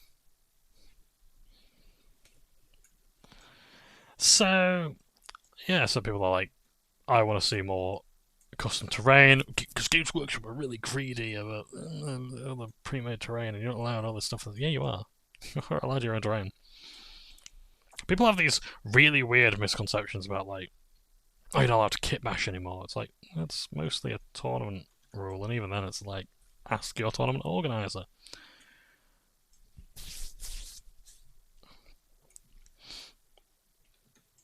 People have just made these things up and then they get angry about them. Or worse, they've actually just read the internet because they don't even have the imagination to make something up, so they just assume things that are true on the web. So, another quest here that I'm not really interested in right now. Kodo Roundup, that's not going to be a fun one at all. Right, if I follow the roads, that's probably going to lead some more map markers. So, let's follow down it. Ah, Scorpion. 3, 5, 4.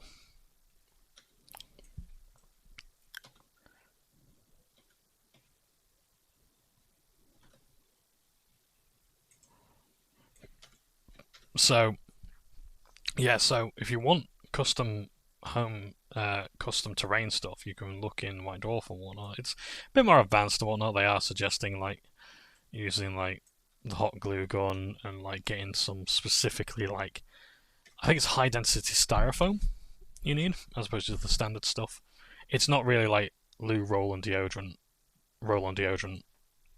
cans anymore to make a Land Raider, that sort of thing.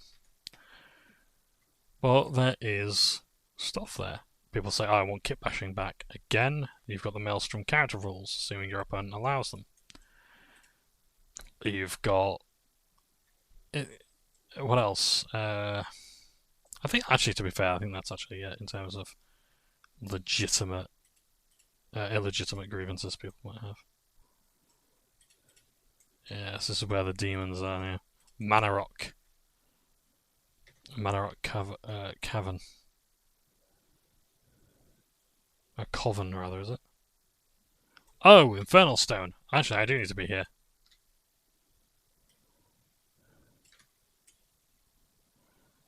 Because I need a stone from you, don't I?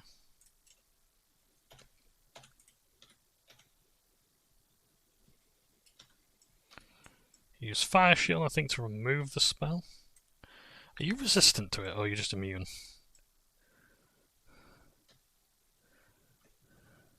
Oh, Shadow Bolt. Instant, nice. Yeah!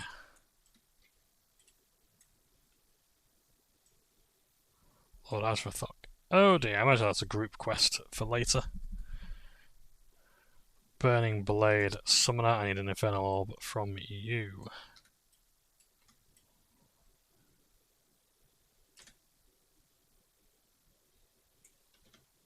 I need to pull you away.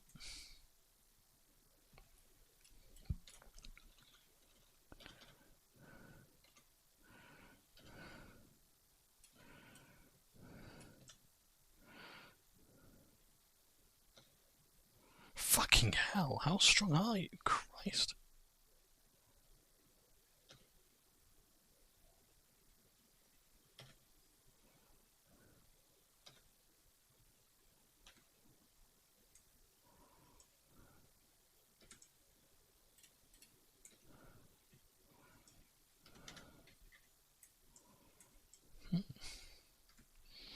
So what else is there? Yeah, so what else is there in that people want? They want like, a lot of people want these books back, like How to Paint Space Marines, How to Build Terrain, that Games Workshop used to publish, and they were pretty good books. But I think now with the internet being what it is, people. I mean, that's another thing as well that's in White Dwarf. They have Hobby Hangout, which is telling you practical tips on how to paint. You've also got the Warhammer TV channel. You got also Warhammer TV. You got the channels. YouTube channels. I personally prefer having a magazine or a book in front of me than watching a video because I actually want the information there and I can just scan over it real quick. And it might not be the most practical thing or whatever, but most of the time it doesn't let me down. I like having a book in front of me. I like taking in the information faster than having to go back and forth in a video. I don't like watching a video to parse information better. When it comes to painting guides, I tend not to need that. At least at my level of painting right now. Later on, I probably will. When it comes to things like blending, shade, properly shading and blending and things like that, and layering, that's when I'm probably gonna have to start watching videos to see how it's done. Recommendations on brushes and things like that. Brush care for those better brushes. So that's something I'm doing.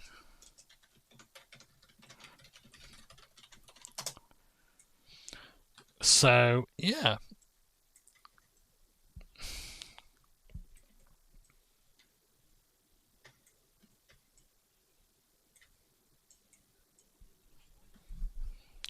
And what level are you today?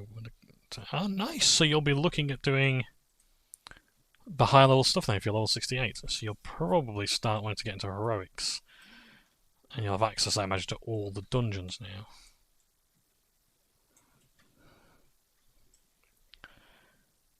Aged Kodo hides, and we still want those scorpids.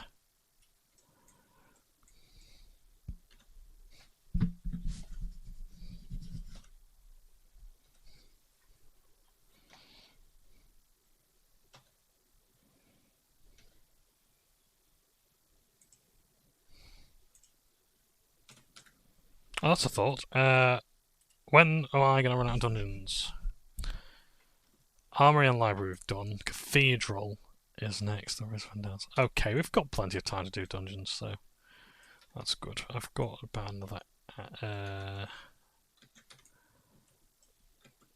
hour or two, possibly. That's good. That is good for me.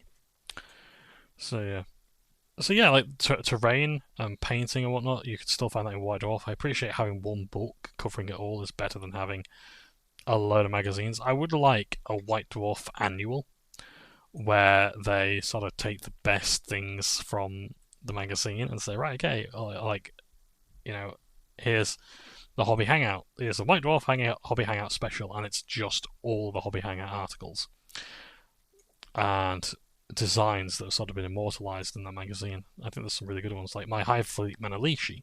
I've actually taken from 2 White Dwarfs now, because like one of them was in an older version for Tyranids, and then someone did like a 6-page spread on the Swamp Tyranids. So my Genestealer cults are now the Lud Brothers, and that's their colour scheme. I really enjoy painting it because I can do a lot of contrast with it. It gets me through them, which I need. I really do need that for Imperial Guard and things like that. So, yeah. I call them Brood Brothers before I call them Genestealer cults, so... Probably because I'm so attached to the detachment, I think it's really good. Yeah.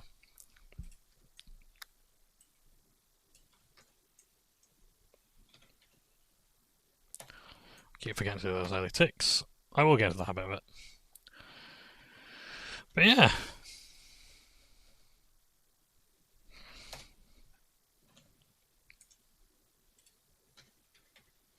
Where am I getting those things? Nightfall.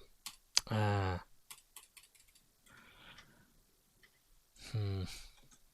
will have to make sure I'm getting those auras set up so I can register the Nightfall better. Oh my god, there's actual sunlight. Good god, what's wrong? What's that big yellow thing in the sun? Or that in the sky? And that big white thing in the sky? Oh bloody hell! It's burning my fucking eyes out. Oh. Sorry. Moving swiftly on. So yeah. But yes, I do think Games Workshop could do a lot more to foster more in the community. And like really properly get people into the hobby by making it just a bit more accessible. But hopefully we're going to see that on the 11th, to be honest, because they haven't been shy in putting out new stuff. Like, I mean, for Christ's sakes, it used to be you'd either get an army box or a combat patrol, and that was your saver stuff, and before they had Start Collecting. And Start Collecting was immense, right? So, Shadow Embrace effect. Is physical damage caused? Nah, not really. Yep. Yep, we'd absolutely go for Shadow Mastery. It's the #1 thing to do. So, I'm just getting a flat 10% damage increase at the end of that, so I might as well put points to that. Excuse me. So I still need the Venom, and I still need Kodo Hide from a particular Kodo. But it's not these ones. No, that'd be too easy, wouldn't it? Oh, they're Thunder Lizards, that's why not Kodos. They look similar. I think they have the same skeleton as well. What else was there? Oh yeah, so one of the things I've learned as well is the reason why Games Workshop paint pots are the way they are. Nobody likes the Warhammer ones. I was actually saying to the guy in a Warhammer store, I was like, oh no, they've changed Citadel to Warhammer, I don't like it. I'm like, but like, he's like, you know what, like, people have, yeah, understandably, because people used to do it in 20 years, they've had them for 20 years. And before that, people didn't like those paint pots, so now they're sort of bringing it to the whole monetized Warhammer range. So they'll probably do it for the cans as well. And the recipes are apparently the same, the names are the same, but they might add some more paints, they might change up some of the names, whatever. But generally, people are a bit resistant to it, but you'll get used to it. As I think I already have, to be honest. Anyway, the reason why the pots are designed the way they are, the reason why they don't do dropper bottles is, I think, a number of reasons. One is recognizability, because every other brand does dropper bottles. So what does Games Workshop do differently? They have pots of paint. Now, the reason why this is important as well from a design point of view, rather than just a marketing one, is the fact that it removes one of the areas of inaccessibility for new players. Hey, we finally got all the Venom. Great. So really, these Kodo hides are going to be down here in the centre. And there's a killing quest down here, down the Scarlet Path, killing undead. Cool. So,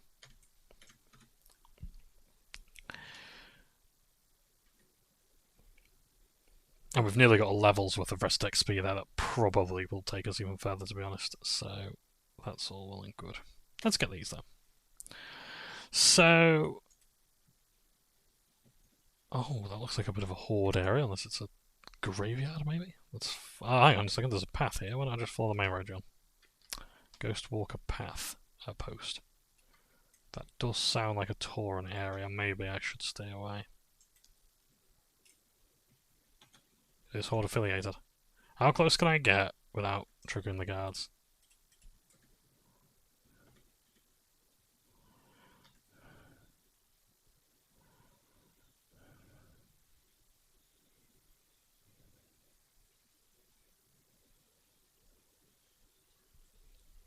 Can I get down that way?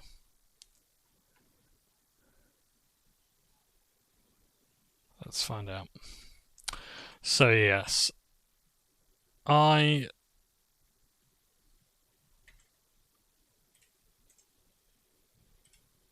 excuse me. Ah, there's an Age Kojo. Nice.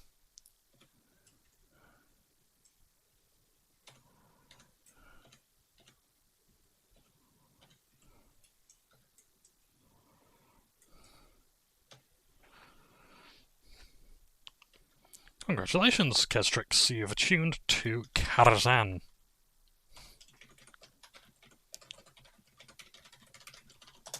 I'm missing any other messages there.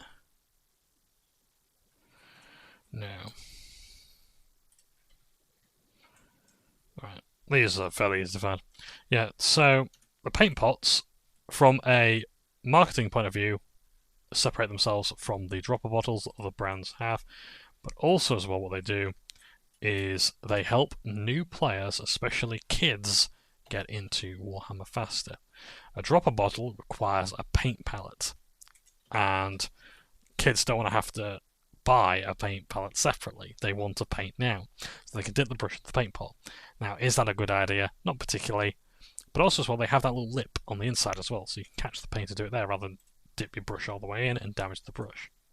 So that's one of their designs that they do on purpose. I don't know if other paint pots did that before Citadel, I'm not sure, but I think that was one of the things that they were quite conscious of. Look at these giant bones as well. Hey, that's something.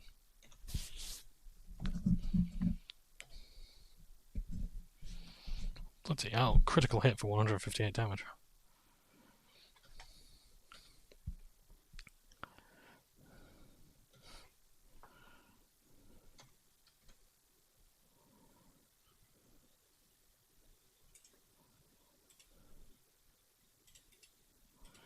Right, I've actually got enough soul shards right now. I've got 16 soul shards. I think we're good there.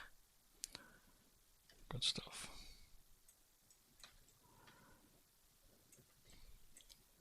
So, and then there's two things down here. I need imprisoned Fellhound Spirit. Interesting. So, does it come from Mute? Yes, it does. Oh, it does come from the Mana Eaters, which I don't think before previously had that, so... Mana burn, so that's going to remove his mana. If I put corruption on, that's my big one.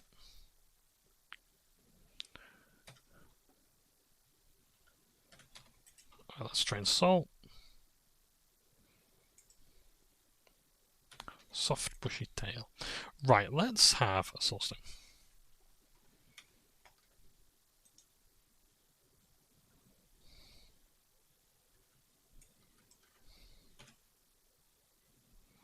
Why can't I make a soulstone? I don't have enough mana, that's fair. We've got enough venom from those, good. Let's keep finding those mage hunters then. So, yeah. Another hidden crystal in the mountains. I don't know what that quest is. It keeps cropping up.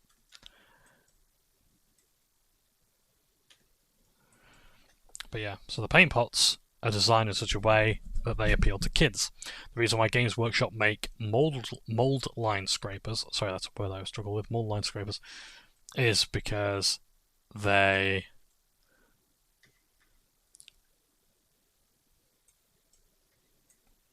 again appeal to the kids, so they don't have to wait for a parent or guardian to handle a knife. What else was there? There was some other things as well they did, but basically all this is to appeal to kids, yeah, because that's their primary audience. It's people who buy up boxes and don't paint them. Games Workshop really don't care if you paint their boxes or paint the contents of the boxes. As long as you're buying them, that's the main thing. They're not going to do anything to stop scalpers because, again, that's money in their hands. They're really not losing customers. So yeah, so the biggest product they sell is like the Ultimate Starter set, which is the toned down Leviathan set. You know. Speaking of which, I think the next edition of the game comes out in. Oh fuck! I don't know again. It is a crafting item, but it's not something I'm interested in right now. Yeah, the thing that.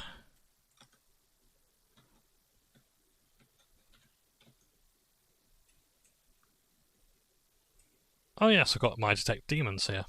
That's really cool. That's actually really helpful when I'm actually looking for these things. I might have a can't cover it, so I can have a look around. Mass things like that. That's cool.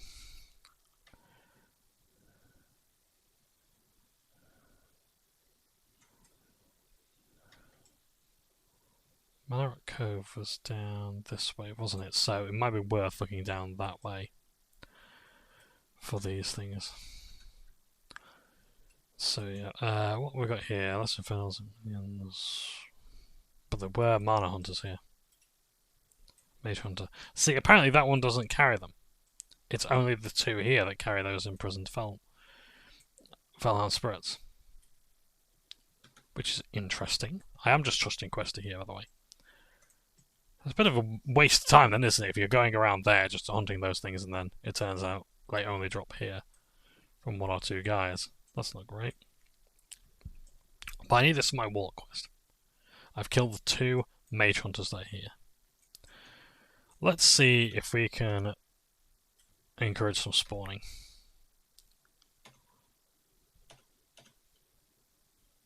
So this is a Fell Guard, and these are one of the things you get at the end of the Demonology tree.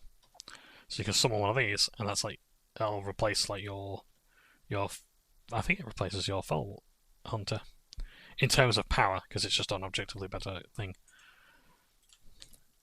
But it doesn't have the mana burn. So I will have to see and do a comparison as to which minions are going to be better for combat, but I think my Imp might be the best one.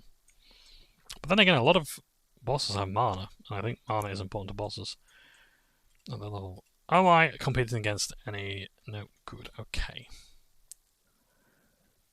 Shadow Felhound. This is part of my Warlock quest, isn't it? Oh!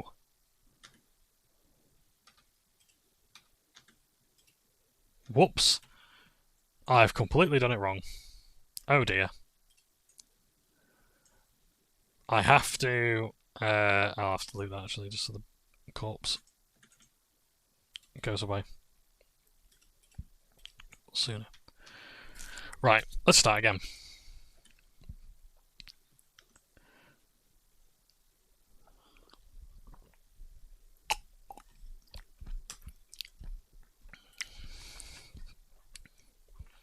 Nice. I don't think it'll work on me though. It'd be cool if it did. But yeah. Right, let's wait for these things to pop up. So, yeah,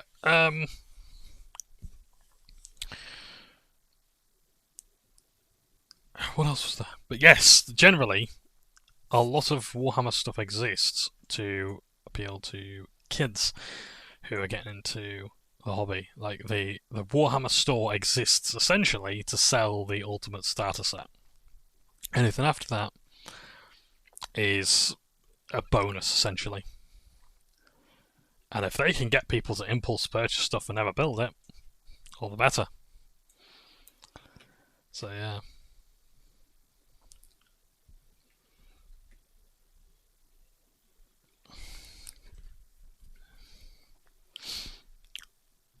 And I think actually that, come to think of it, I think that's one of the reasons why Games Workshop shops, now Warhammer shops, stopped having so much emphasis on gaming. I'm pretty sure this is anecdotal evidence, but I've spoken to quite a few people, and it seems this was the experience as well. The problem with Games Workshop shops having, or Warhammer shops, we'll say for the ears of speech, gaming tables was because it was the same people in there every time.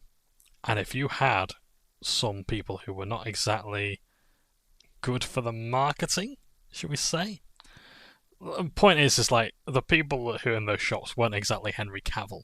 I'm not saying this is body shaming or anything like that, but if you have the same, like me, loudmouth, rambunctious people who perhaps, and well, this isn't me now, but perhaps people who are making certain comments or had certain ideas that might be the reason why they're more socially ostracized, should we say, and relegated to the Warhammer shop because they can't necessarily do these things outside.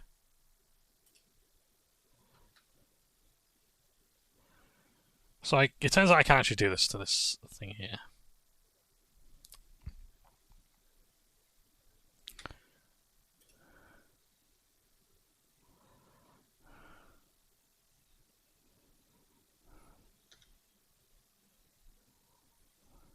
That's it, walk away, Belt. Walk away.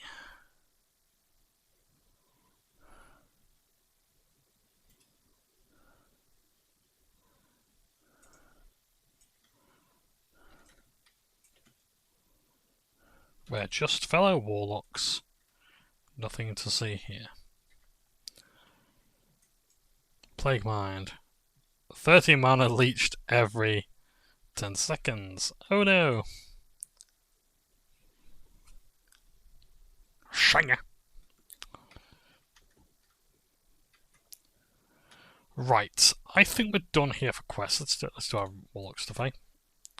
So, I think we'll have a wonder back actually, because we've got time. So, you'd have a lot of these Games Workshop, Warhammer shops where people were playing as the same people reserving tables and whatnot. And when I was trying to get into the hobby, I couldn't get a table at my one in Wakefield. The Wakefield one is brilliant, by the way. The guy who runs it is fantastic. And ultimately, you know, he's a salesperson, so he's kind of got to be that person who's like, the customer is always right in matters of taste, sort of thing. So, yeah. But clearly loves his job, so good on him. But anyway, getting back to the point, yeah. So, oh fuck's sake, I'm dazed. Oh no! Sorry, I got a soul stone, so it's not too bad. But Jesus Christ, this is bad. I could stay and fight, but that's going to waste even more time. Case in point. I'm disarmed.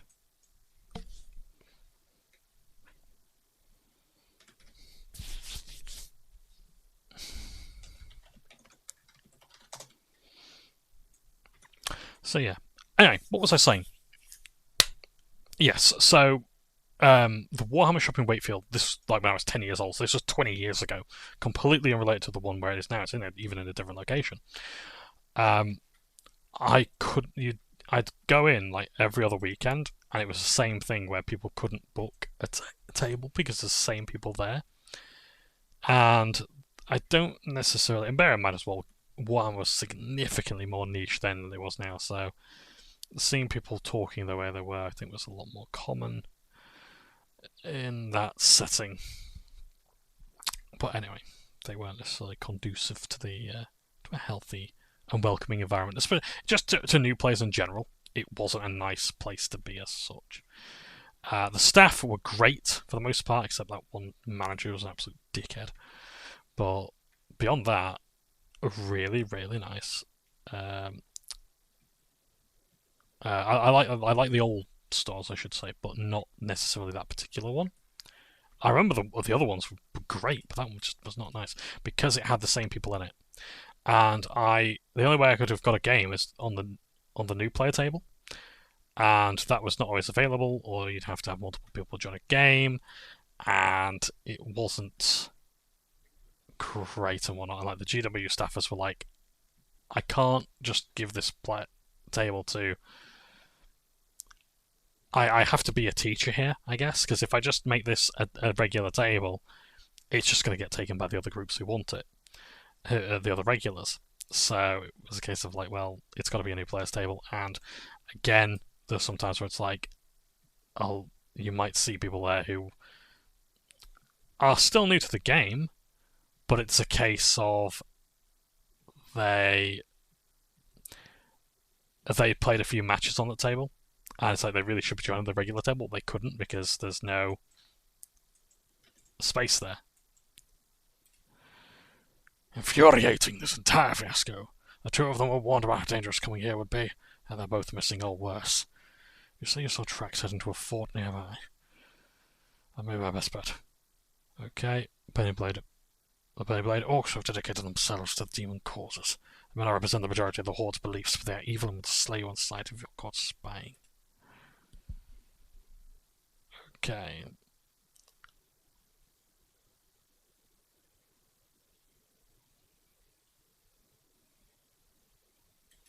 Oh, so one of them might be corrupt. So one of the two people we've got to find. Okie dokie.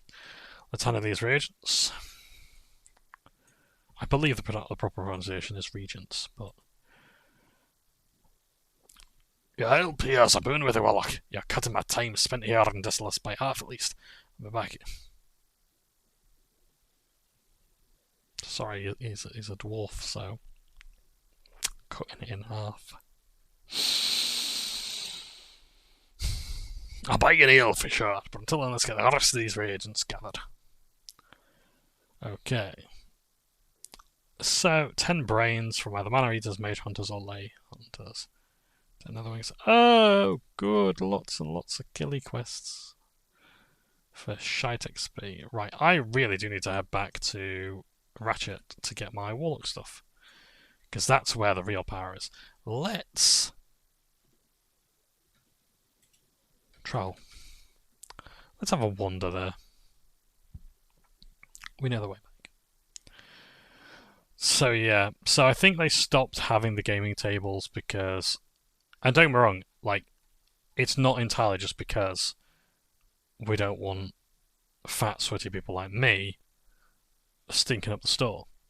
Some stores do have that. I think there was the one in, I mean, like, for Christ's sake, like, not, GWHQ and Warhammer World and whatnot has tons of playing tables. That's where they hold their official tournaments and whatnot. But you have there's quite a few stores. There's one I went to actually where they were gaming and it was perfectly fine. Some stores have it, some don't, but I think they have multiple members of staff. And most of these stores have like a one person in the shop approach. I think the one in Sheffield has about 3 people. They might have more in if they're doing like a store diorama, which they were doing last time. But the dioramas are beautiful as well. And yeah, it's been a few times where we've seen them in progress, and they look marvellous. I'd love to actually just one day just sit and say, "Hey, do you want some help?" Yeah, it's nice. But yeah, there's some good stores out there that do that. There's some that are running Kill Team. There's some that are running, because I think every store has its specializations. So something like we're running Horus Heresy games. Here we're running Kill Team. I think the one that I typically go to is running Combat Patrol or a couple of rounds of like 1k points at most. But generally...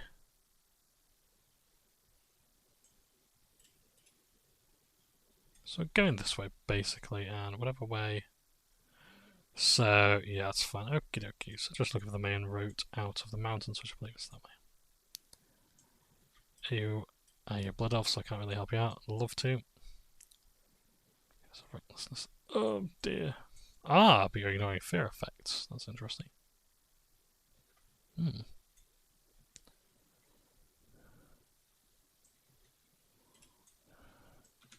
Troll Mage, I'd love to help out, but I'm a human, so I'm not much good for you there. But yeah, a lot of it is, again, another Blood Elf. Loving the pose. Chest out, chin up. Marvellous. Just over here. Right, we are. So yeah, I love the approach of the one-man shop in a way, because I think as well it gives you more time to be one-on-one with someone, shooting the ship, especially in the small store. But I liked the old ways of, for example, you would have Duncan Rhodes. Sorry, I should say Sir Duncan Rhodes. And he'd come in and he'd be teaching the staff how to paint the latest heavy metal styles, or how to do things like on the box art. But he'd also tutor anyone who wanted to come in. I think I actually met him one time, and again, this would have been in Wakefield, and he'd just run painting classes. And you'd have other members of the heavy metal team as well who were just like, "Yep, come on down. We're painting this today. I'm going to teach you how to paint this model. I'm going to help you improve your techniques."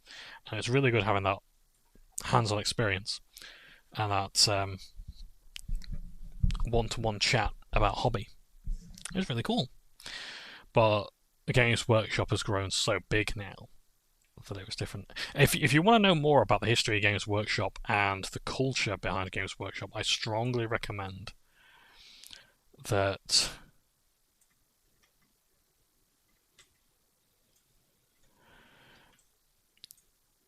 watching Film Deg Miniatures or Film Deg Studios.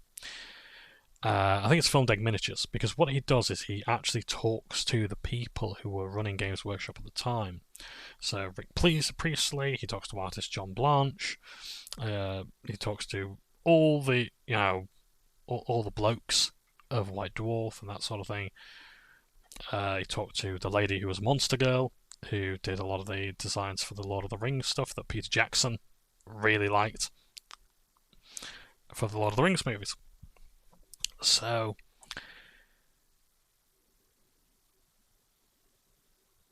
they interviewed a lot of those people. Jess Goodwin was another one. Lots and lots of different people in the scene at the time. One of them was he was the director for retail. He was the corporate, basically.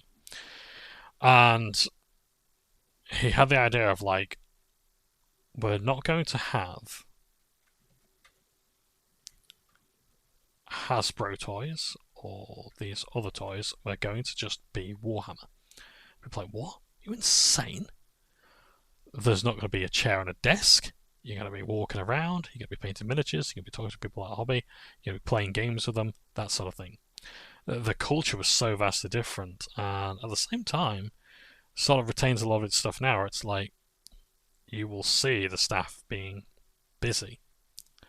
In a good Games Workshop shop, I would say that your staff are, welcoming, and then ultimately letting you do your own thing, and just been open to chat and whatnot. But yeah.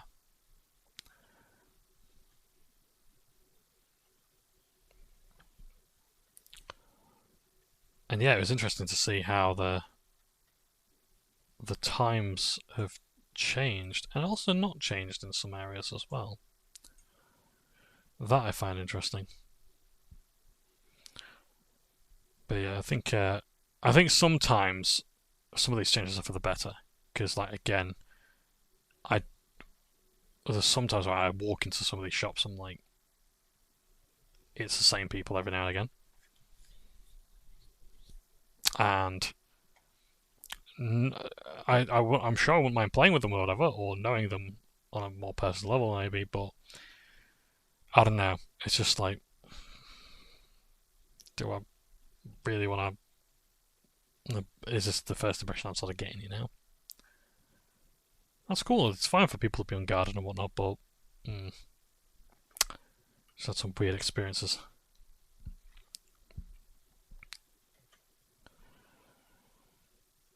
So yeah, that's a weird or strange.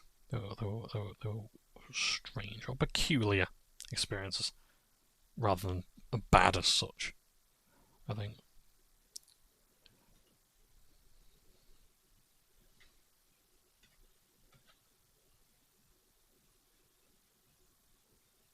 But yeah, third-party shops have got a lot better as well, and there's more of them. I like that.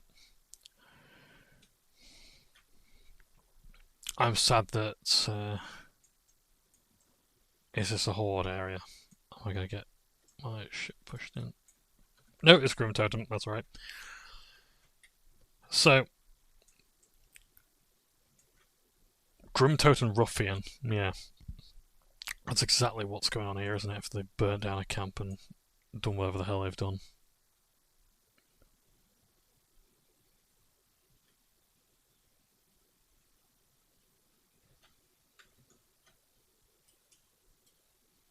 I also think they also have mages and warlocks as well at the Grim Totem.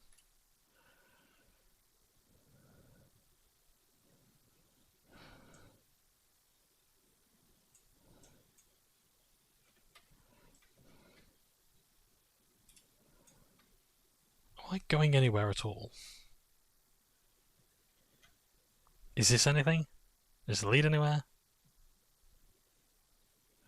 No! Christ, the mob density here is awful, isn't it? I don't know how you'd be expected to get through a lot of stuff. I mean, don't get me wrong, yeah, it's all melee and whatnot, but still. Good grief. Anyway. So.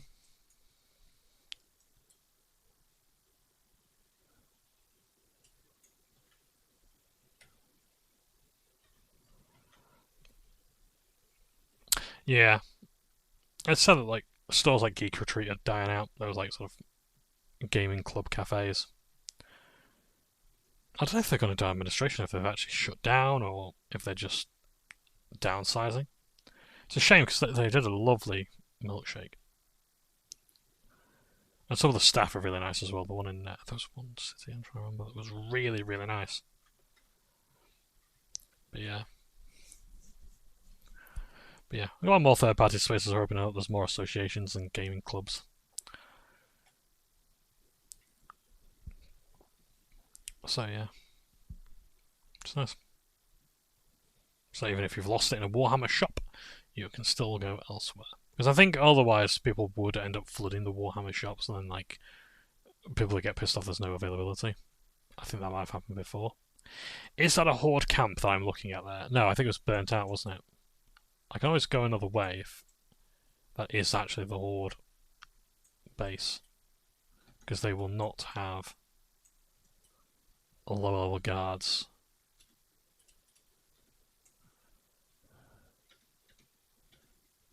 You know what? It'll flag me for PvP, but fuck it. I want to add this to my map.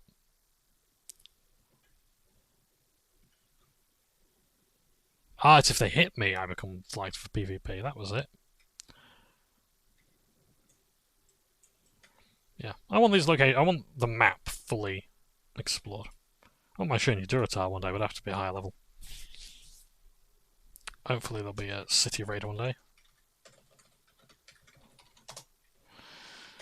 I always make a point in the chats as well to just try and say hello, because it's nice to feel welcome. And yes, please, as I say, like, I know when I make these videos, I tend to make about 3 at a time, let's say, so I appreciate I might not be able to get to your comments right away, but I will try and address them as quickly as I can.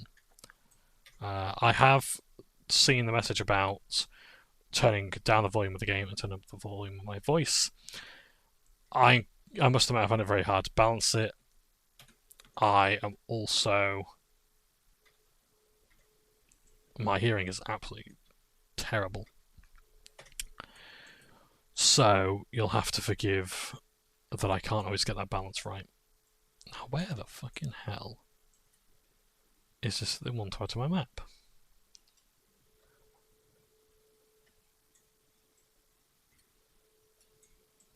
I thought it's that oasis there, right?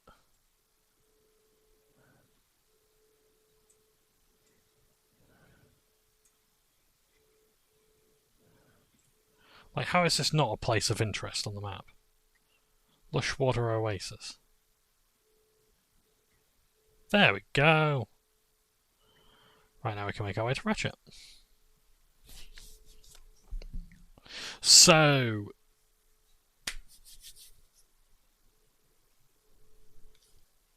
Warhammer, yeah. Talked a bit about that. And... yeah. I'm enjoying it. I'm looking forward to the next edition. I like what I'm seeing with the faction focuses that they're doing. So they're sort of readying people for the next edition. So they're looking at the new detachment rules and things like that. I've just seen Knights and Chaos Knights. I like what they're doing with Chaos Knights because they're doing battle shock. It should be a serious thing when you've got these massive, evil, walking monstrosities scaring the crap out of you. I like that they sort of brought the cultists in as well as like a little auxiliary thing. Scutarii, I don't know what they've done.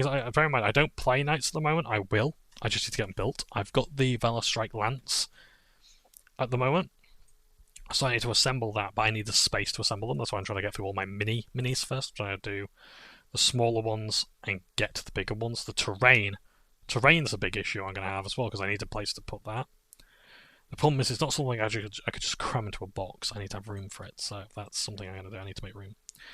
But yeah, so there's that. So I'm just trying to get all the actual miniatures done first for the different armies that I've got. Just get them assembled, and then painting can come when it wants to come. So yeah, and just see which of those my partner might be interested in painting and assembling. But yeah.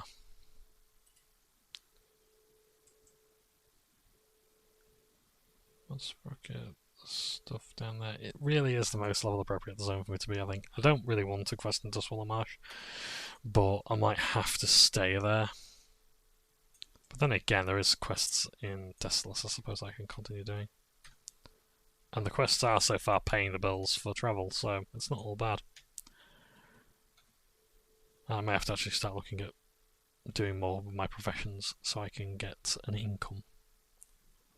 Because that's ultimately what they're there for.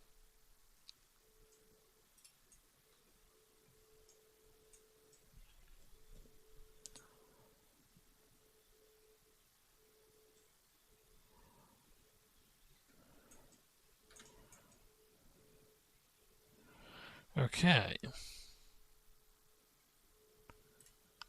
So components for the robe. So I gotta go to Booty Bay and get the thread, and I need to get the Fire Mantle coals from Rothay Highlands. Cool. A soul shard made by me. This might be our focus of the day. Okay, so we've done that. Cool. Alright then, to Rothay Highlands we go.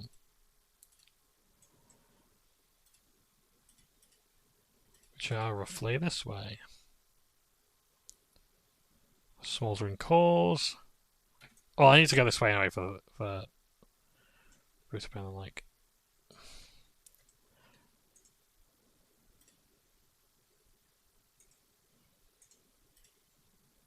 I also need to go to Stormwind. No, I don't. What do I need the Infernal Orb for?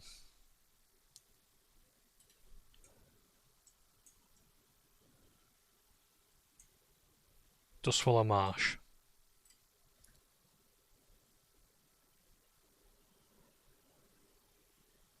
I'm sorry, you are where? Huh? Huh? Tower above Ratchet. Oh, do I... Huh? Tower 13 Dustwallow Marsh.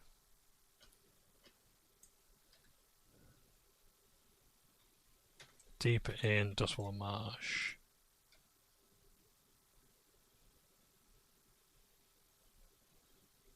Oh, there. Sorry, I thought it was a different quest. My apologies. Right, well, it's about to Dustwallow Marsh. Let's go again. The joys of being a warlock. But I like these quests. It makes it feel like it's an epic quest. It feels like it's worth it to get the gear. And the roleplay involved is fantastic. And again, it really does make you feel like you're ambitious warlock that might be setting up their own coven or chapter elsewhere. In Legion, it's given to you. I like that in this game, you're having to properly work for it. Because in Legion, it's an expectation you have to interact with the class hall to progress in the game. I don't really like that about these mechanics.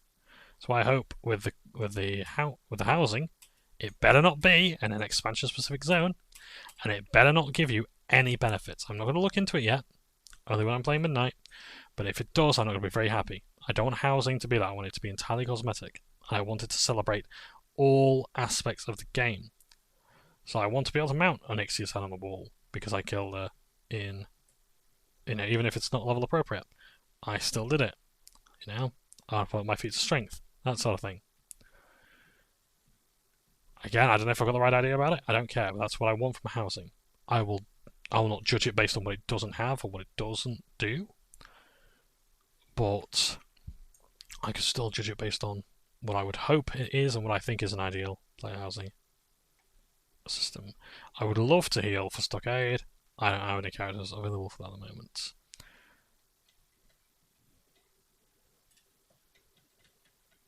Oh, Arcane Shot. Level 64 duel me, one Arcane Shot took away his Ice Barrier. GG. OBS shit its pants again and stopped recording. In fact, you know what, let me just quickly pause this. Great! Okay, so we've actually lost a load of progress on our thing. That's fan-fucking-tastic, isn't it?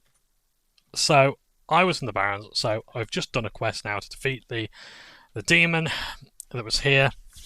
It's a level 40 elite. I had the help of a paladin do it. I was really exasperated with it. And we missed it. So, thanks OBS. Thanks a bunch. It's a fucking piss take, this. I don't know. I'm going to have to find another recording software, I think. But this is the one that has all my settings on it. This is... fuck it. I'll just die, actually. Because I'm going to get the... I can't get through this area safely, so... I'll die, I'll take the risk sickness, and I will...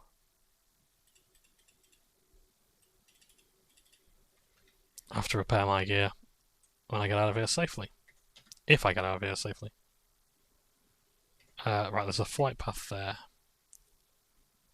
I'll follow the road, and only the road, to Mud Sprocket, I believe it is. But yeah, a bit pissed off. If I'm totally honest with you. So, that's another video I'm going to have to merge together now. Not happy about that at all. It was a really stressful quest.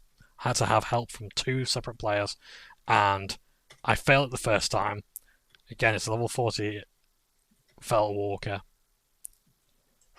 I don't know why, because it's not like... No, I can understand the recording stopping if I get to a point where it's like, oh, you know, you haven't got enough memory, or it's been how many hours now, but no, it should continue recording. I have not pressed any button that says stop recording. I know that because I've unbound them. So what the fuck is going on? I have no idea. It's pissing me off to no end. I've talked a fair bit about other things as well. I can't remember. The thing is, I can't tell you what I've forgotten or what I've missed because I've checked the video and I genuinely couldn't tell you. I couldn't tell you what I have and haven't talked about now. I am absolutely fuming. Really, genuinely am pissed off.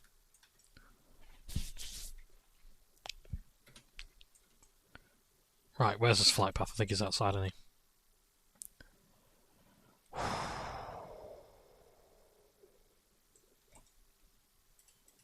Talked about a lot of things. Oh, I need to go through. Oh, fuck this. I've already spent enough money anyway, don't matter. Because I need to go to the other island now.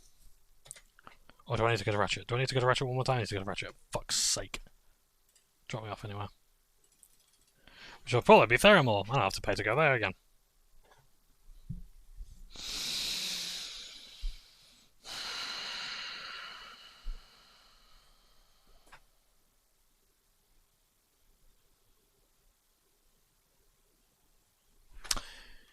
I don't think I missed too much. I'm going to talk about things that make me happy, like Warhammer. Again. Yes, so I was reading the indexes and things like that, and it's cool that they've got stuff going there. I don't like the rules writing. I give an example of the rules writing in 40k. If I were on the next flight path, I'll read you some rules as an example compared to Magic the Gathering. because I like Magic the Gathering. I think its rules are brilliantly written. The problem with it is keywords, and even then, you can look up a keyword fairly easily. I look up a rule. I'll use my Custodes Codex as an example. It's not the rules themselves I have a problem with, it is the writing of them. I can't stress that enough. Would help if the page numbers are actually on the pages as well, except they sometimes obscure them when they've got art on them, which isn't great. Data sheets. Am I too far? Yes, I am. Yeah. So, for example, I look at the Talons of the Emperor detachment, and you've got the stratagems, so use as CPs. CPs are, or command points, are used for basically certain effects that you can have in the game. And they're written like this. So, for example, Emperor's Executioners. When start of the fight phase, target up to 2 Adeptus Custodes units from your army. Effect: until the end of the phase, each time a model in one of your units targets an enemy unit that is below its starting strength, add 1 to the wound roll. Restrictions: you can only select 2 units if one and only one of them is an Anathema Psychana unit, and both are within 6 inches of each other. So not exactly a terrible thing or whatever, but surely there's a better way of writing this. Or this one here, Shield of Honor. When your opponent's shooting phase, just after an enemy unit has selected its target. Target: 1 Anathema Psychana infantry unit from your army that was selected as the target of 1 or more of the attacking unit's attacks, on 1 other friendly Adeptus infantry unit, excluding Anathema Psychana units, within 6 inches of that Anathema Psychana infantry unit. Effect: until the end of the phase, any attack that targets your Anathema Psychana unit must instead target your other Adeptus Custodes unit unless it is an eligible target. That's one rule for one thing that I can do with my command point. A game of 40k is 4 hours. I haven't got time to read that shit. What I'm going to do is, I said before OBS shit its pants, was I'm going to actually have to write cheat sheets for the rules. Because some of these things, because I'm going to be playing Brood Brothers, I think, going forward. So I'm going to have to write these things down in words, in simple English. 2 sentences. What does this thing do? Because I can't keep referring to the rules like that. Maybe it's my inexperience, but the amount of text there, it's fucking awful. Like, I've finished playing D&D forever now, basically. And my god, the formatting in those books is awful in 5th edition. It really is some of the worst formatting in an RPG book. Having to cross-reference rules and all this sort of stuff. Okay, so we're going to get started on the demon in the orb. Cool, great, nice. So, let's picture again. Maybe OBS shit its pants because it's so bored of me talking about Warhammer. Maybe that's a sign, who knows. Right. So I can have the staff, or I can have the orb. I would prefer the staff, but I don't know when to get staves. But I can also use it to restore 40 health. So that gives me stamina and intellect, but I can use this is an item I can use. Because I don't really use daggers, that is cool. But I don't know where to get staff training. Let me look this up real quick. WoW, Classic, TBC, Warlock, staff training. What do you do? So they're playing Horde, so it should only be available in Thunderbluff, it's also no.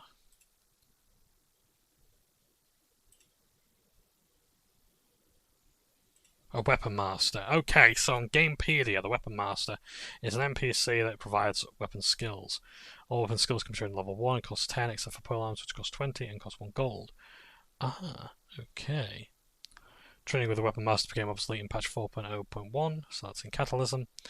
So, in Ironforge, I speak to someone about guns, axes, maces, and fist weapons, but I need staves. So, Wu Ping, I kid you not, Trade District,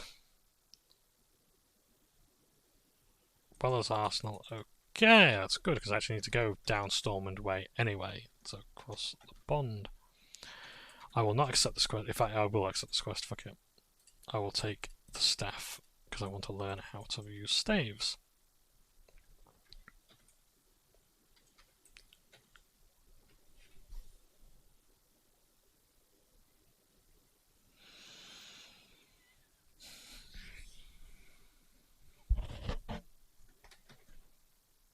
I'm an idiot.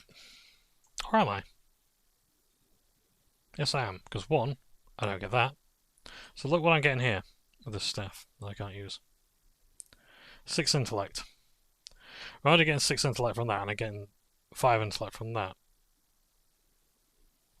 I could have replaced that, maybe. With 5 intellect, 3 stamina. Oh no, 6 intellect, whatever intellect it was.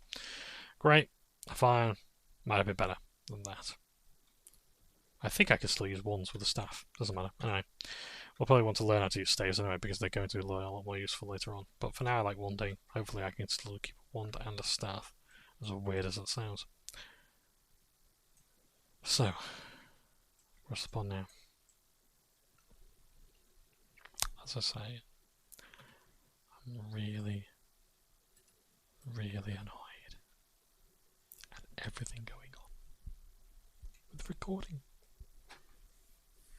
So yeah, so with 40k, I'm not happy with the rules writing. I just don't like the way it's written. The when, how, effect.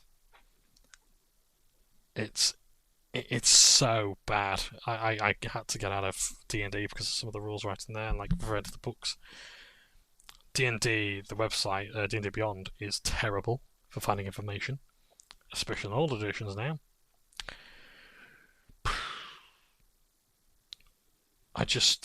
People keep saying people say oh, AOS is the better written game. All other games are apparently better written than 40k. And I hope so, because I really,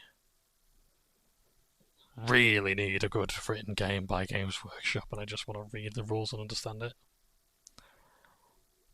But it's so freaking hard to find. So I'm not happy about that, so I might actually get some cheat sheets or something. If that is a possibility, 40k. Understanding its poorly written rules.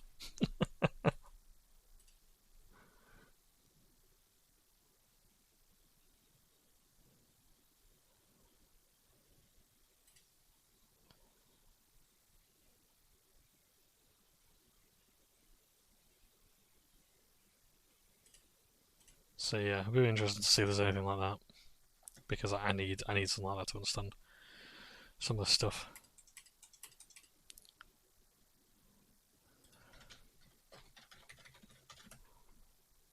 Like it is the writing itself. I want to explain that. I'm sure it might be better than older editions. I don't know. I just look at it. I'm just like, I just can't understand this stuff. And bear in mind, that's Custodes. Custodes is one of the simpler armies in terms of understanding.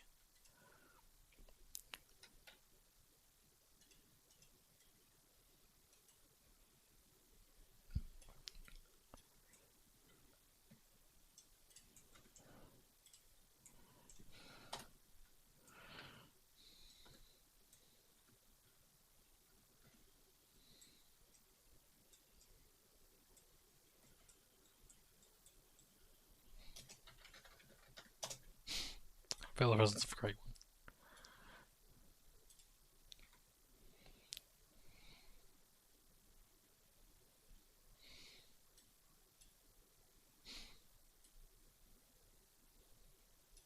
Oh, I remember the Union. That's fine. Right,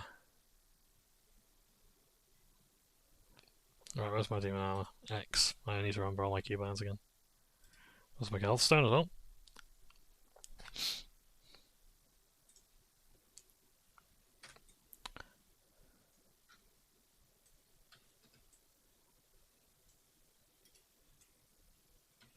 Oh, there you are. There you've got Orcish speech. So Orcish, I think, is a common tongue for the Horde. Everyone knows Orcish.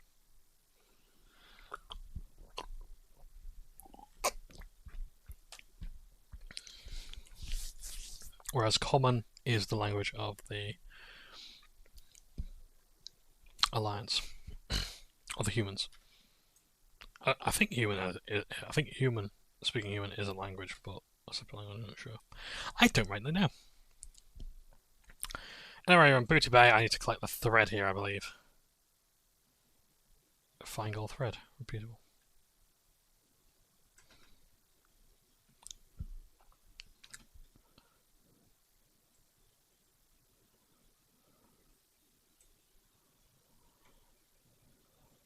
So, there's no point going out this way.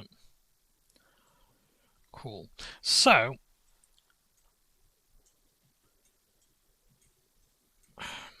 yes, just the writing, I think, is something that I need to...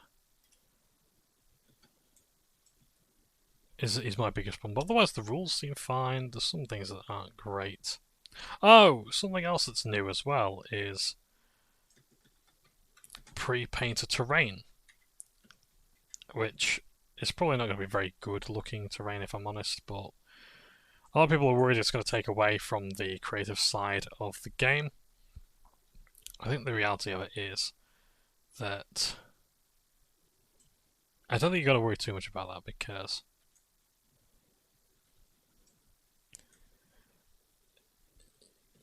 the terrain isn't going to be that good, and even then you could prime it and paint it yourself.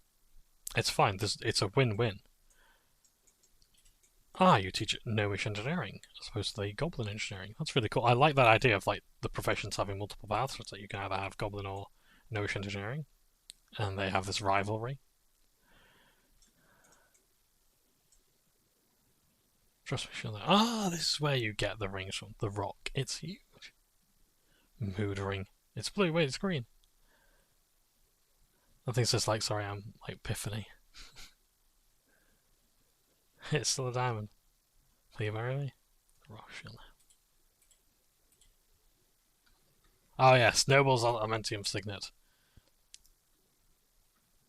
Finally crafted from the rarest materials, this exquisite ring is worn only by the world's elites.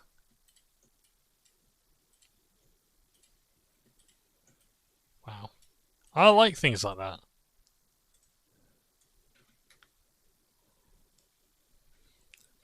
So the guy I'm looking for isn't here, I don't think. So where, pray tell, would he be?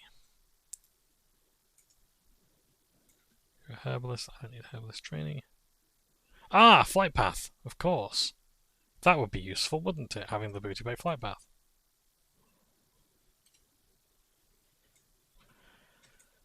So, where is the guy I need? Fine gold thread. Right, I just need to find the building.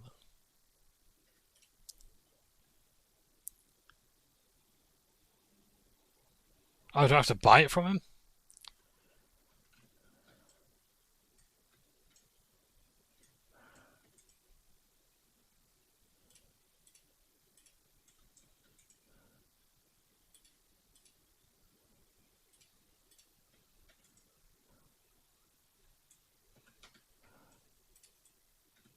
Yo!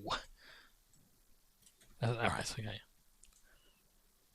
A tale to cities.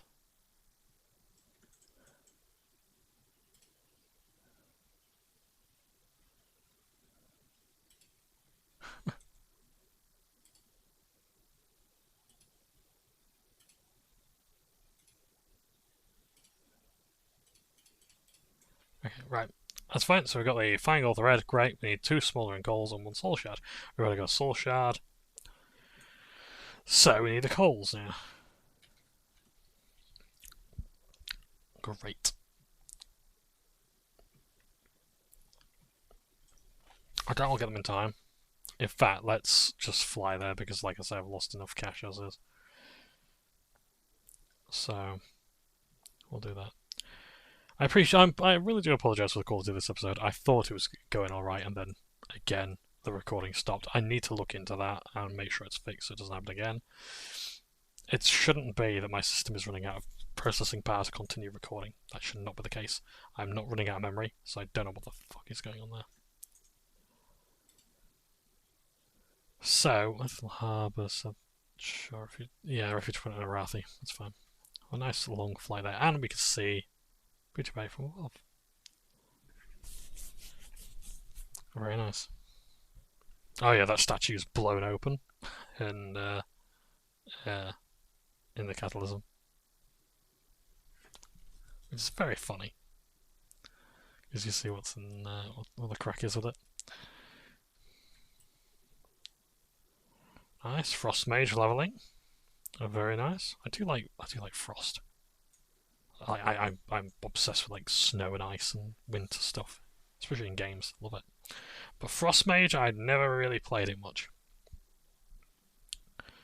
But it's a very good class if you can get a handle on kiting and all that sort of thing, and control, and keeping all that stuff up. It is wonderful.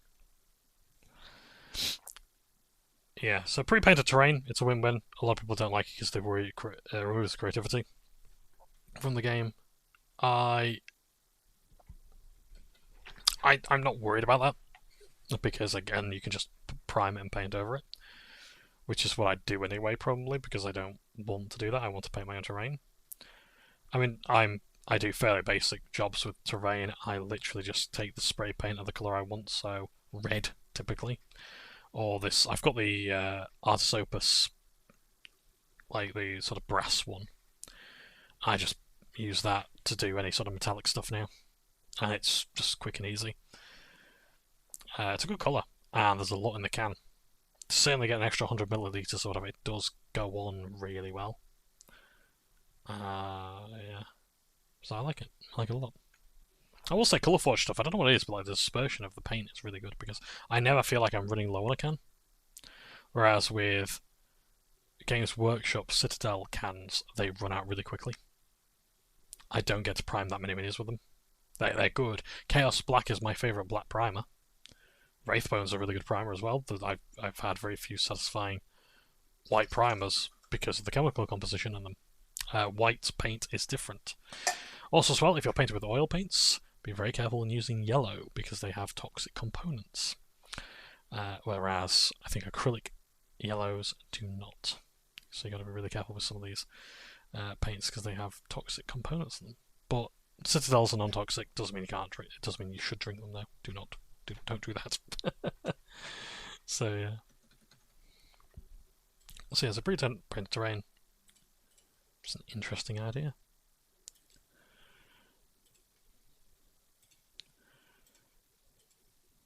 I'm absolutely okay with it. And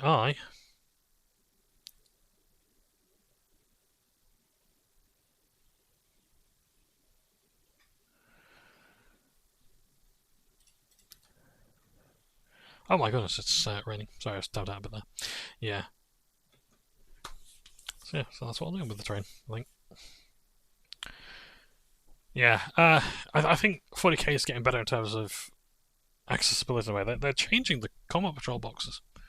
I think they're doing some stuff, because I know they got the combat patrol compendium, which shows a lot of stuff in it, which is going to be really cool. But I hope they make improvements to the game mode, because I think it's one of the best ones. I don't think the introductory set, the really small one with like 5 Infernus Marines and 10 Gants, isn't going to do a good job of getting people playing the game. They're not playing that mini game. We know for a fact. They're not interested in that. They want to play Big Hammer, or they want to play Combat Patrol. Combat Patrol's the minimum. They don't want to be, oh, I'll just have 5 dudes, and I'll have 10 other dudes, and they'll fight. That's not interesting. That doesn't make the game go all that well. If you want to do that, play Space Hulk. But yeah, it's not that popular. So I think they're changing it so that we'd actually rather charge a bit more and get people playing the game properly. We're also not doing 2 split boxes. We're having it like a Combat Patrol is 1 army as an introductory set sort of thing. So no more splitting boxes that way, which probably works out better if I'm honest.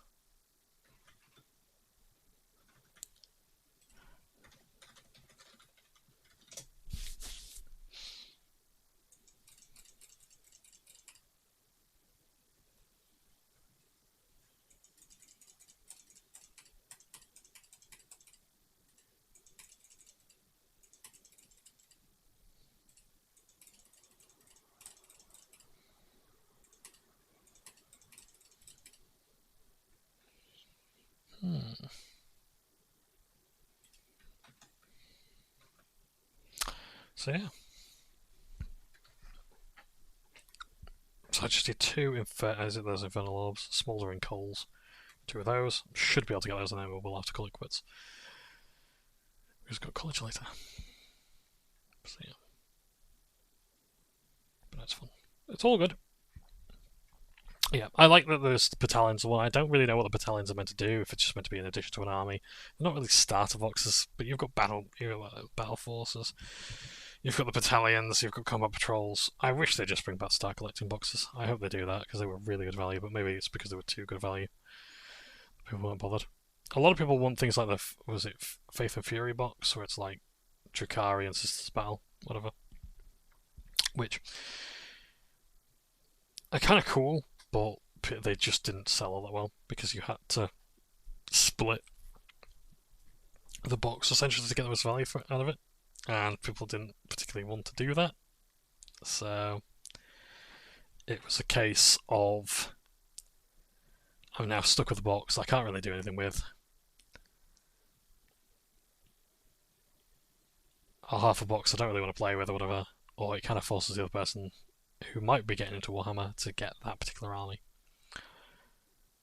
But yeah. But I don't think you can go wrong with Blood Angels and Orcs in the next edition. They're both quite similar in playstyles from what I understand. They like to go fast, they like big guns. They like shooting and chopping as much as each other. They're both, again, quite fast and furious armies, so there is that.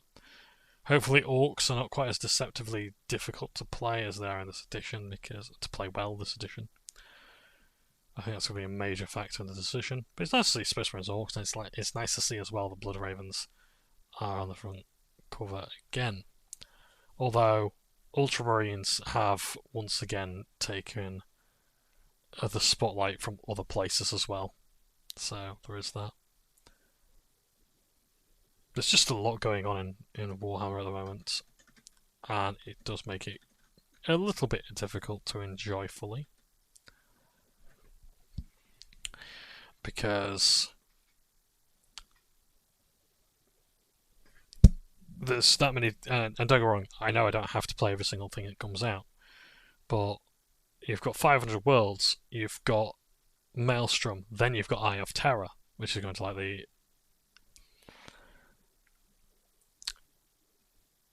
Red Corsairs sort of stuff. And now you've got Armageddon coming out. That's like fucking hell. And Armageddon again has like the 3 books stuff, and I don't know if I hope that's actually going to be in the box, in the Armageddon box, because if it's not, then it's a bit of an additional purchase. I'm not really overly happy about having to buy that. So we shall see. We shall see. I need to read up on the Armageddon lore, which they've covered in the latest White Dwarf as of this time. So I'll see how that goes. Because I only really know of one particular war, and that was the one that Yarrick was mostly involved in with the Orcs. So I'll have to watch the Warhammer video as well of how he's captured and then released. Fun fact, the Orc word for friend is favourite enemy. They don't have a word for friend. They have a word for favourite enemy.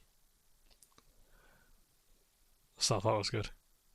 I'd love to read the fiction around the Orcs and Yarrick and whatnot, but there's that many fucking novels that they've released. It really is just way too much. It's my problem with, in general, like, don't get me wrong, I'm really glad that Warhammer is expanding. I'm proud of it, you know, I'm especially proud of it because it's a British business. Oh,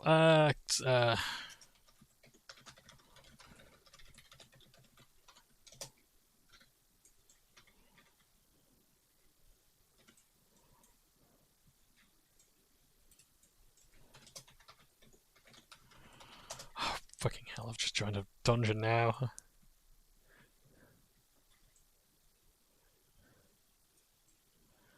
This is trapped. Right, I need to go the other way.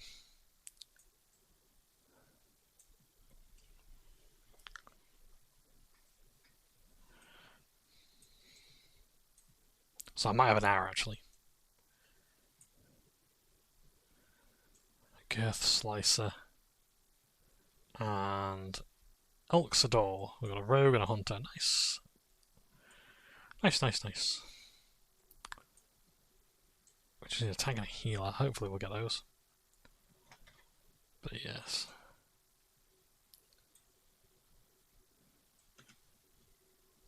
Oh, druid. Oh, no, right, that's for whatever that is, for level 70. Fuck. Oh, no. I need the smouldering coals and then I will go over. I'll have a nice jog over. But yeah.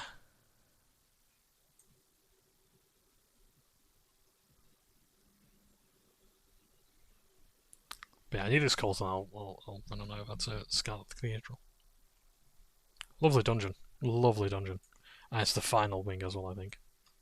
Or one of the final wings. I think there's 3 wings rather than 4. It might be 4, I'm not sure. I can't remember. It must be 4. Because what have I done? Burning is that right? Okay, I need the coals from you, and you've got an 80% chance of dropping them. So I will have the Fell Hunter because the Imp's not going to be much good here if he's just got Fireball. So we'll see how this goes.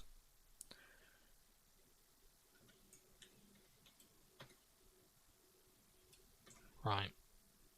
Guest Immolates. Did fuck all. I like that though, that does fuck all. I can't even use them.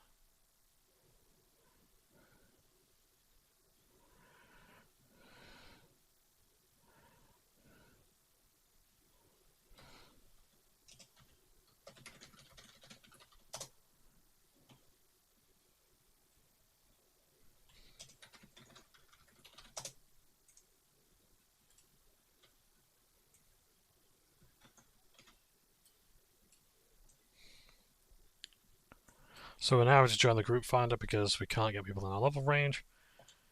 So hopefully everyone else is kind of nice.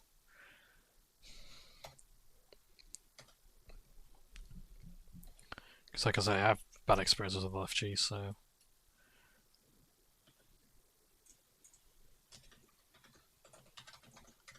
Hello! I've got a healer, nice, cool.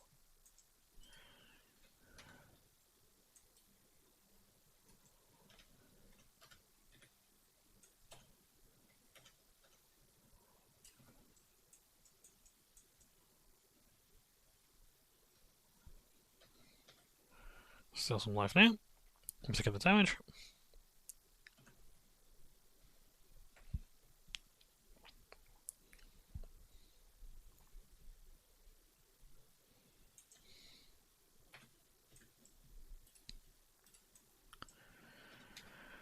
Let's have a bit of a drinky poo and eat some food.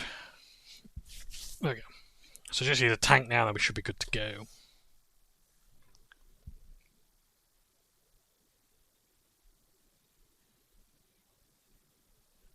I really need some better water, I think, because this is not topping me up all that well. It's not bad, but it's only really giving me half of what I actually need. Acro. Just build up slowly. But yeah, just keep wanding it to death.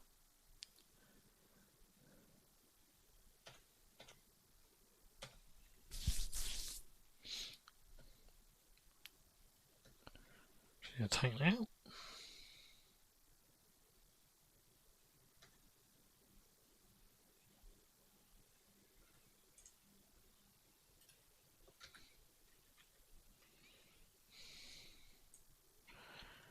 Right, I need to head to Scarlet Cathedral. We've done that now, so we've got that. So now we have to go back to Manara, Void Run to the Barrens. Great. And that will get us... a robe. That hopefully is appropriate for our level. But if we can do the Cathedral and get some even better gear, that's even better. I don't mind doing the Warlock quests, it really just makes me feel more like a Warlock. I've gone past the main road, bugger. Right. Great idea, John. Just lower your field of view.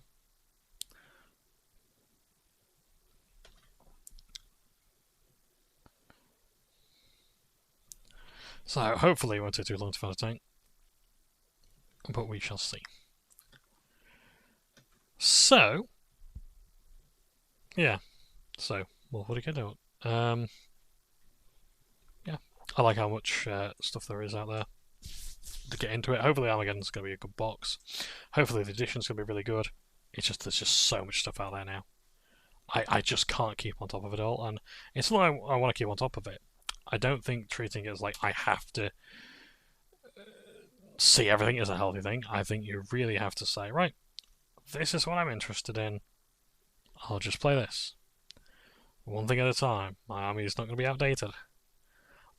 I can still play Legends rules. I'm not in a competitive environment right now, so I don't have to do that stuff. I can still play Legends. I can still do this. I can still do that. You know? Let's have that sort of stuff go on. Forsaken.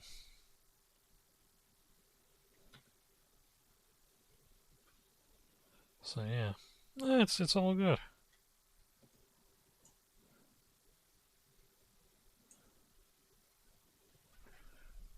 Have I missed any chat stuff? That no good. I think we're all good. Really, I just went on that tank.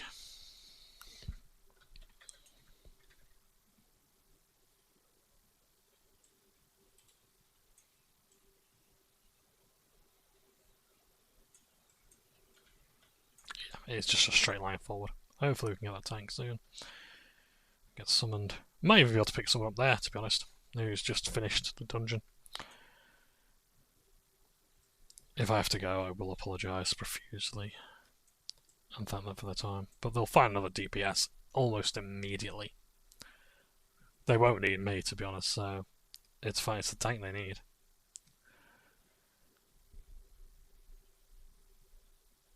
So yeah. But what is BM? That's a good question. I don't actually remember what BM was. It's not Blood Furnace because it's BF. Blood or Burnt or Burning Mother. Black Morass! Okay, open the Dark Portal. That was it.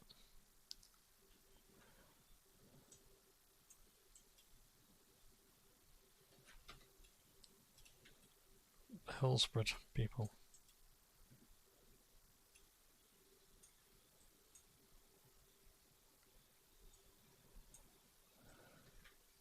Beautiful moth.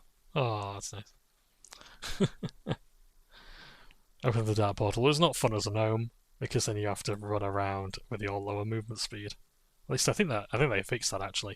It used to be a case in vanilla where Tauren were like the fastest race because they simply had the greater body size and gnomes were the smallest, and they could also drown in puddles basically because they had to swim because their feet couldn't touch the ground compared to other races, which I thought was cool. They have fixed it though,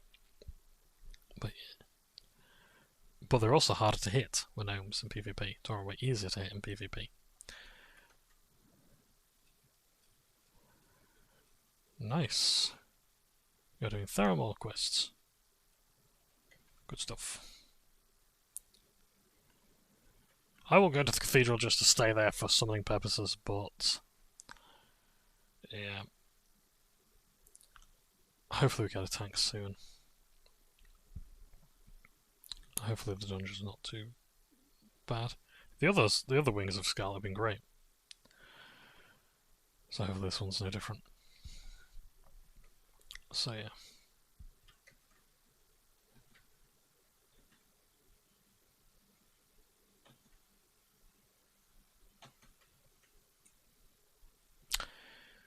What else to talk about?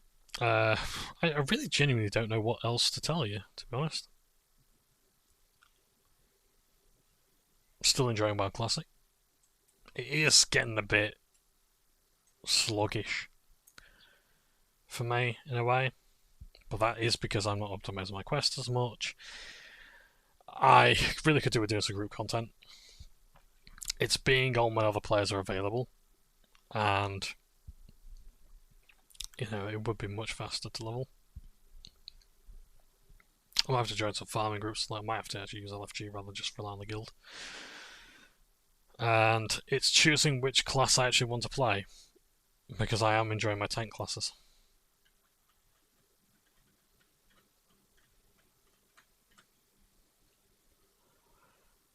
But I appreciate it's not for everyone.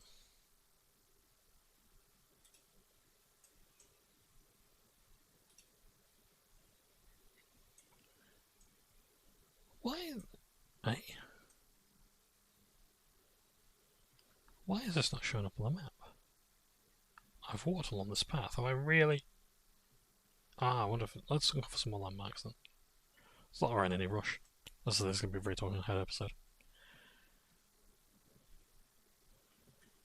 I wonder if... It must be up here where we uncover the rest of the map then.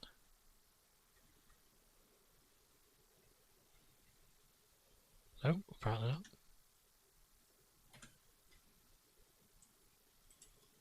Ravenclaw. Must be down there that we can cover the rest of the map.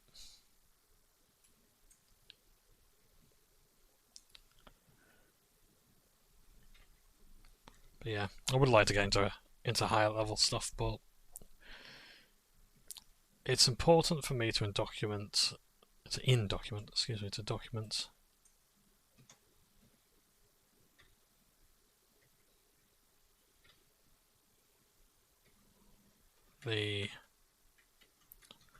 leveling experience as I see it. And yes, I am using Questy, which is a massive help. I would not enjoy this anywhere near as much as if I wasn't using it.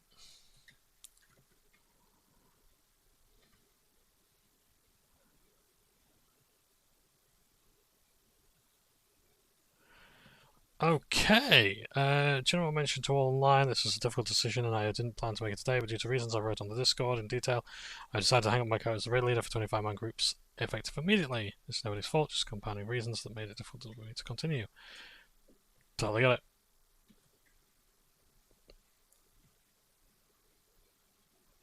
In Garun, it is a hard role to do.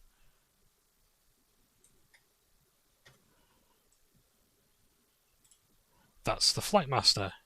The bats hang off the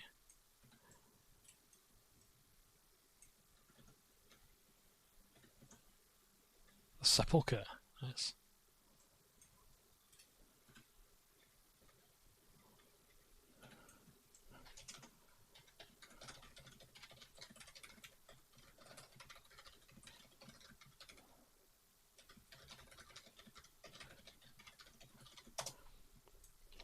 Thanks ever so much for anyhow. Best luck with it. Yeah, being a raid leader is especially like 40-man. It's a lot of work to do, and if you don't have a team with you, like for example your loot council sort of thing, so you have people working with you to try and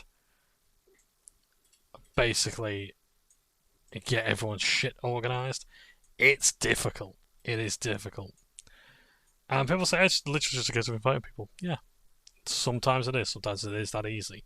But actually organising everything, translating everything from it used to be TeamSpeak to now it's Discord. Translating information on Discord to the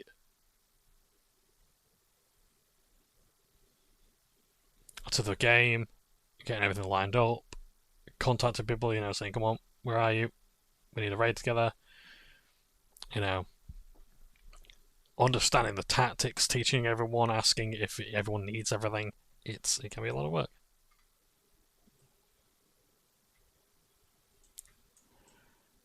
It is a lot of work. I don't envy anyone the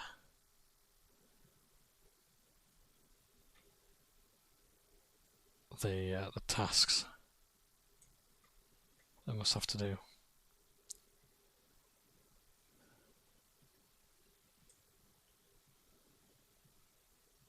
Hey, trying to get. I love the rain. I do. The smell of rain as well.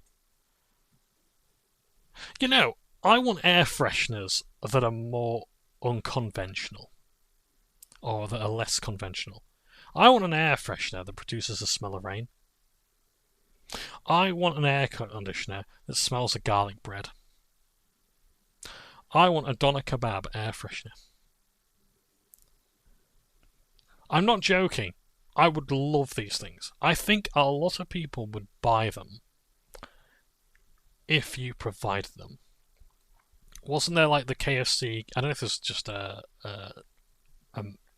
marketing that they did, but didn't KFC actually make a KFC gravy candle? So if you wanted it to smell, your house to smell of KFC gravy, it could.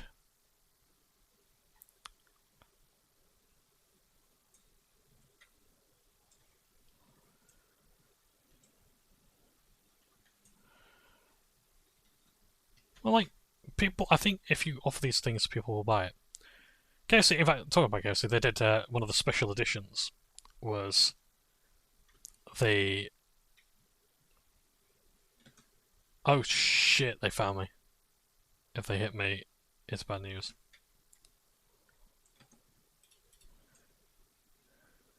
Because I'm flat for PvP and I can be killed by things nearby.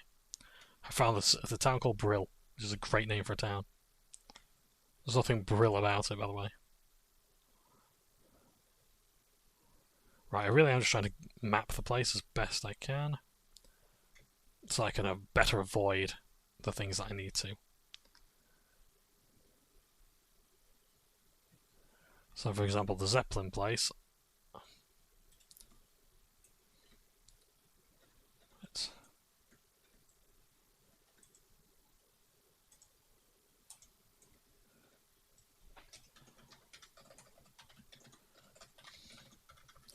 Hey, we got a group together, great.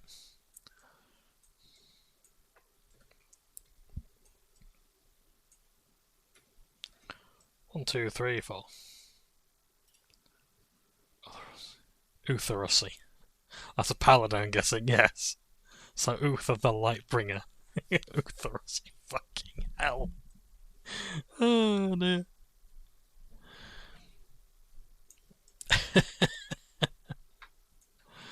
Oh dear.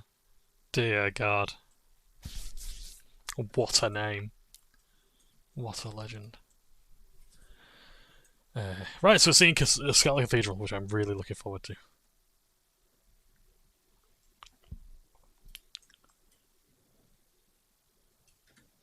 Armory door, library.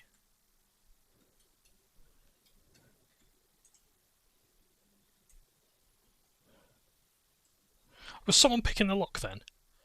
Oh, I'm sorry if I was actually fucking out for you. That's really cool that you can actually pick the lock. Oh yeah, buff everyone up, so...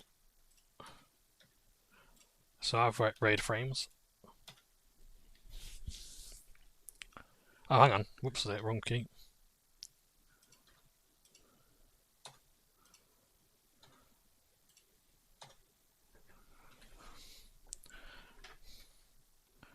Bit of a drinky poo. And then... I've got a soulstone there, I've got a hearthstone there, great. Hopefully we'll level up. Ready!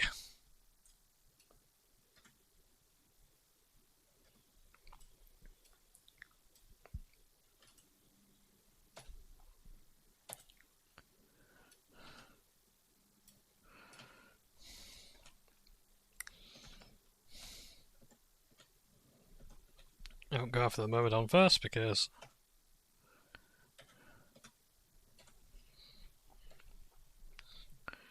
Defender's just going to... Ooh. Mark of Cairn.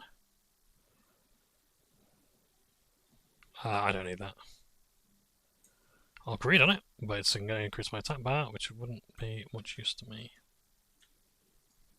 Good trash loot though.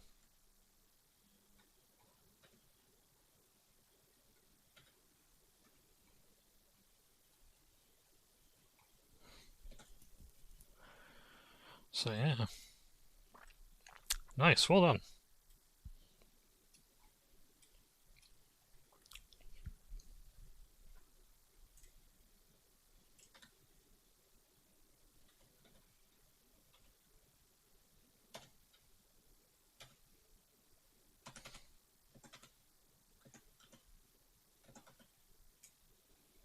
So what's that ability doing? Just to increase... just to block increased. Wow, by 85%!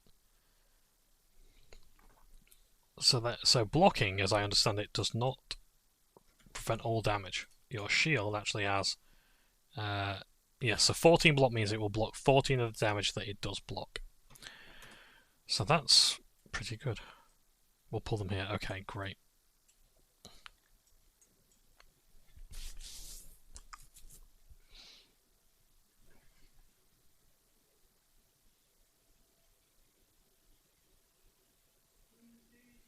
Oh, so sorry about that. GG calls.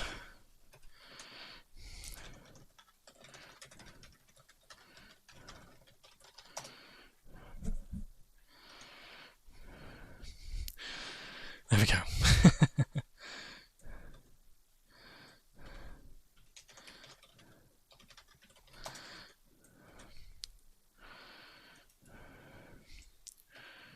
So, the plan is to clear everything here.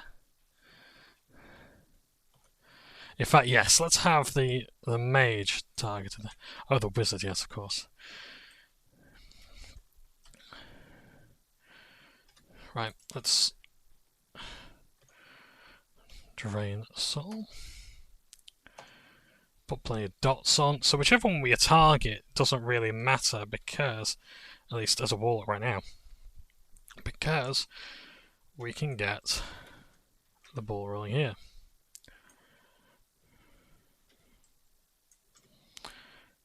Blacksmithing. Yeah, so the plan here is to kill everyone because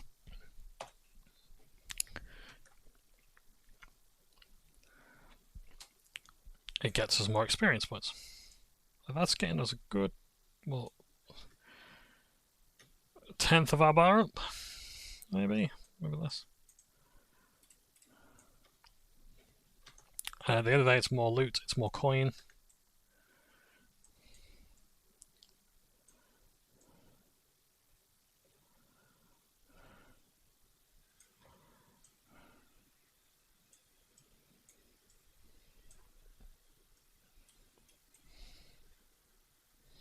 We get to see more of the cathedral.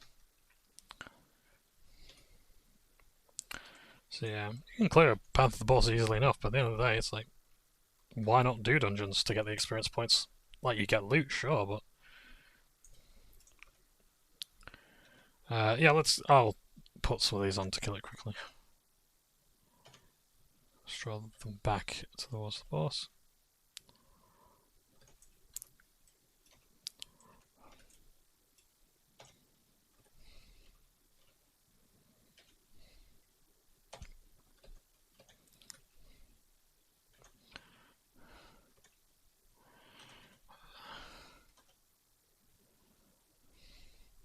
Tons of XP. Yeah, we're getting loads of rest. Yeah, rest XP is great here.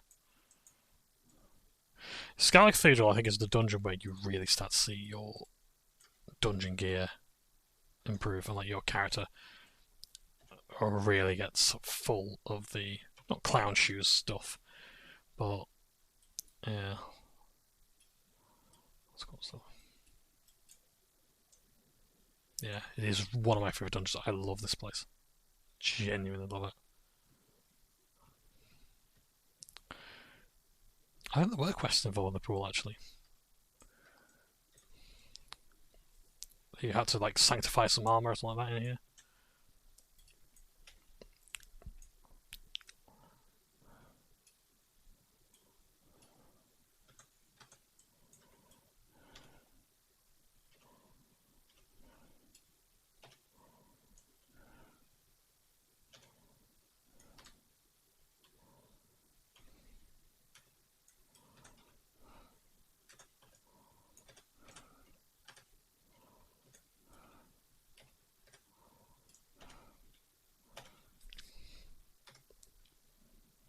In fact, train soul just to get that back. Nice. We've got lots of. Okay. Train soul. There we go. Let's get our soul shards up. Let's get life tapping. Well, we've got a dot on us.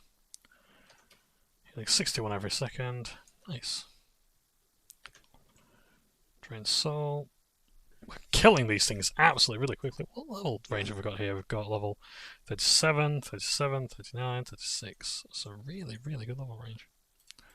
Rather, no, not a broad range, but actually quite a similar range.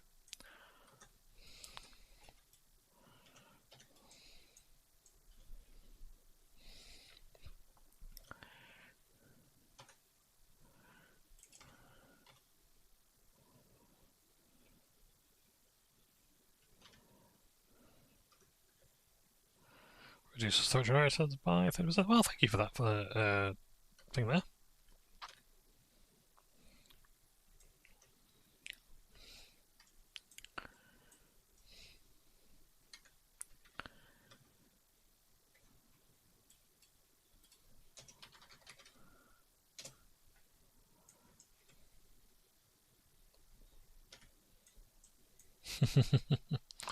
So I've got the recently banished debuff, meaning that you can't keep using your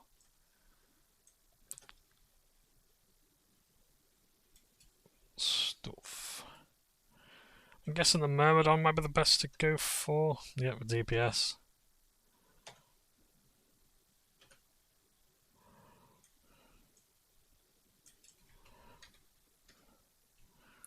Try and sell a couple more times. I'll use it on the next Centurion here.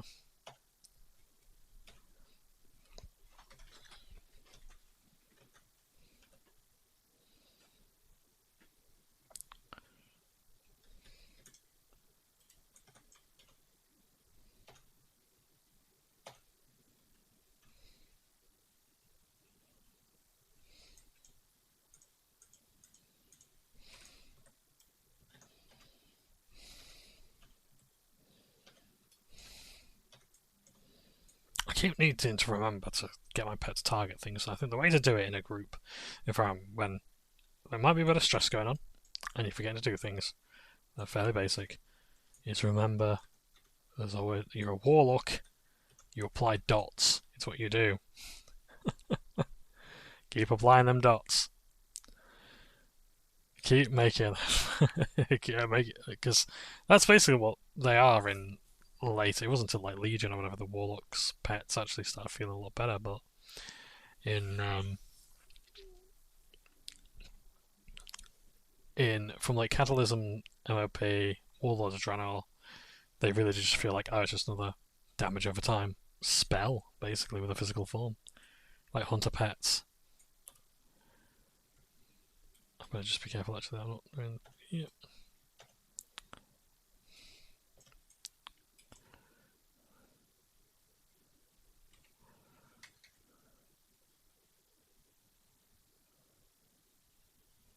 Great, there we are. We've got our soul box filled up. Nice.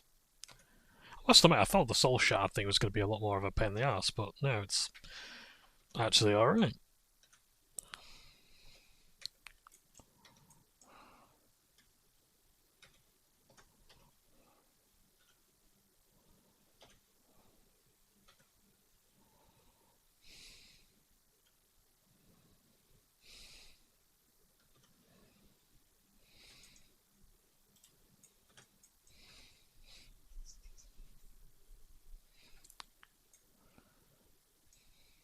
This is nice.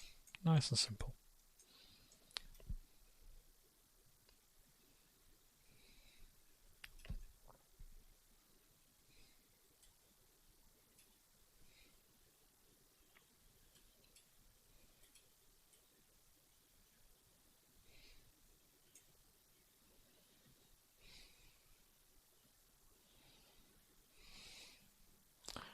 Okie dokie. I'm guessing the Scarlet Sorcerer are one of the first ones going for.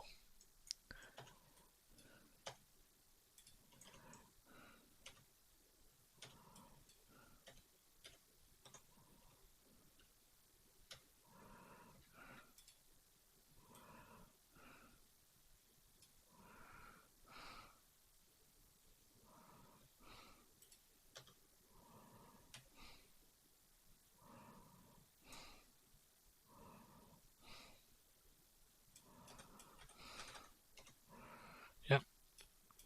When in doubt, target the mage, because they are the ones that you have less resistance to spells for. They're not just doing flat out armor damage.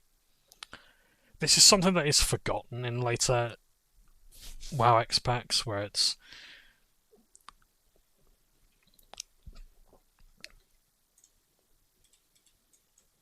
you really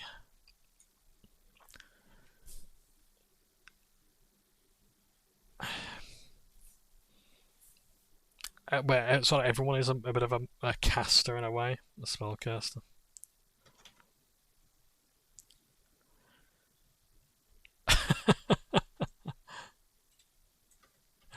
they've just pickpocketed the enemy. That's brilliant.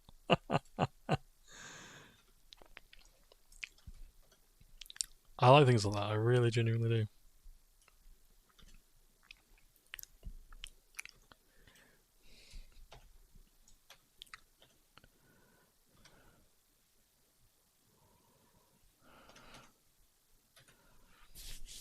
There might actually only be one boss here, I'm not sure. Well, technically 2 or even 3, but yeah.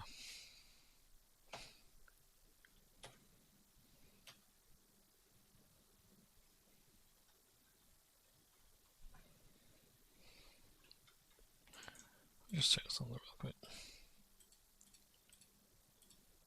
Nope, no quest in the Cathedral Square.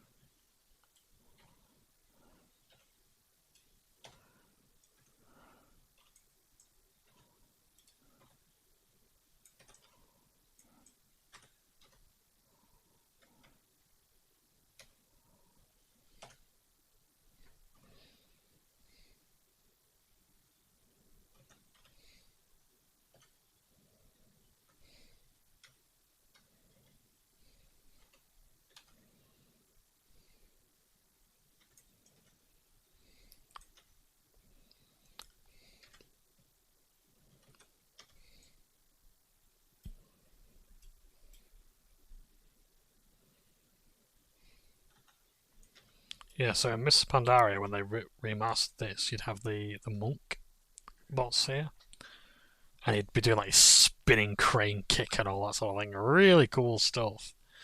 Really, really cool stuff. And like fists of flame and whatnot. The heroic version got absolutely insane. It was a really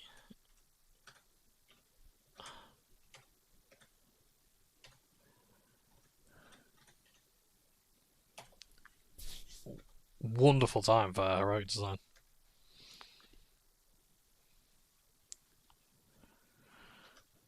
I've requested to reset some freaking jumps in the head.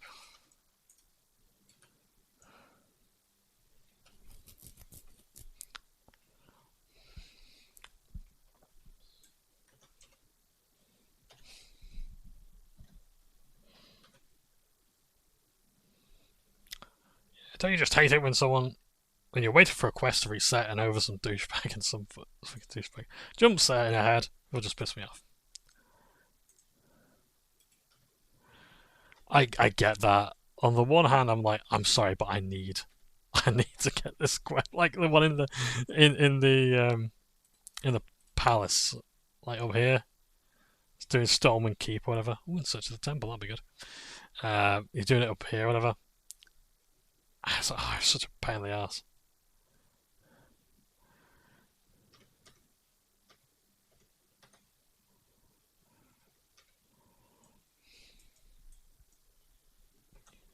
There's a monk there. Oh, yes.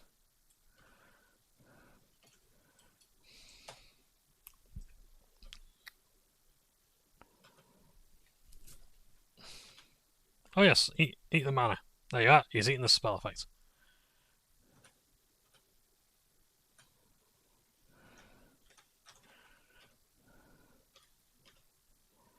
So, increases armor by that much. But if I have my Spellhound eat it, there we go. Look at that. Look at how quickly they're going down.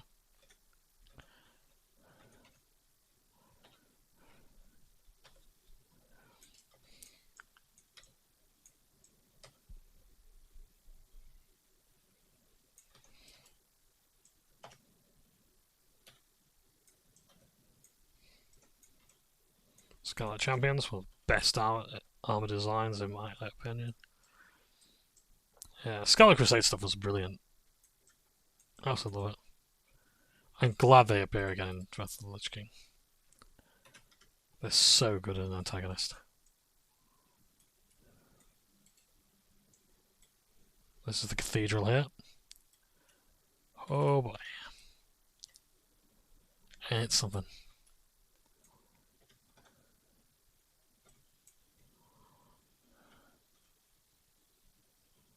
Ah yes, of course it's pulling back.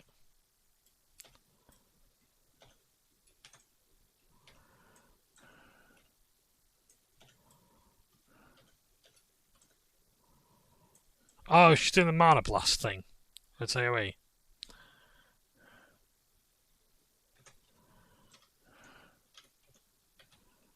Right, focus the Chaplain. Thank you. You know what I want.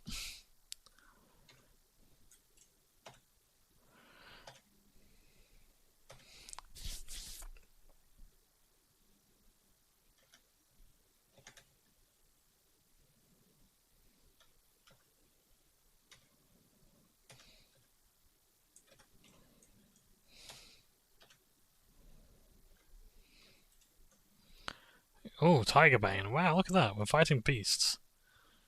Yeah, I know I'm not going to get that. I know someone who's going to want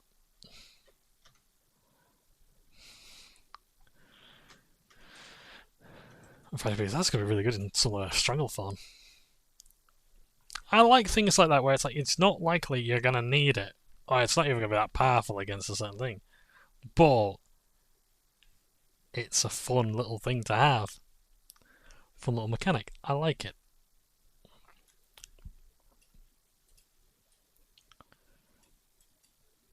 Is he applied a weapon oil? I'm not sure.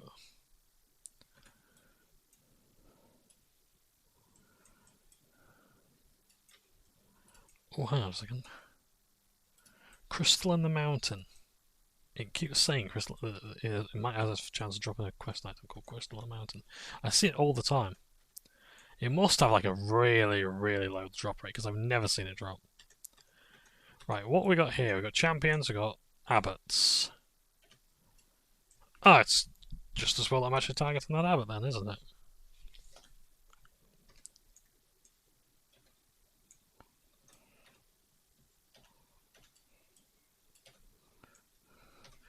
Fly dots if it heals. Oh yeah, remove the armor buff. Great. Yeah, the Fellhunter's actually been really useful as a pet. Not to say that the others aren't, but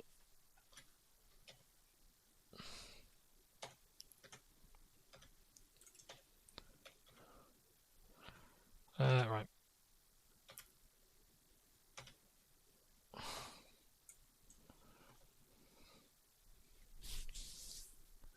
Yeah, I don't think bonding things to death is quite as effective. At least with this one anyway, because it's quite weak, I think. 20 to 38 nature damage each time versus spells that are doing quite a lot of damage. Actually, I don't know. I could do with some better gear though, actually, so I think in this dungeon I might have to need some gear. Right, I'm just trying to get through my tab targeting. I think it's the abbot I want, isn't it? Yeah, so they're eating the mana, the magical effect.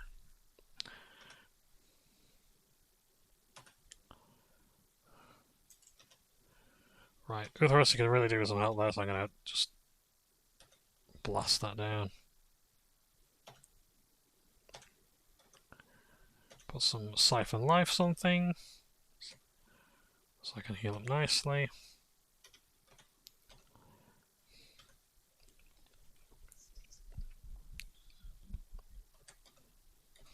Our poor healer's having to look after me with it.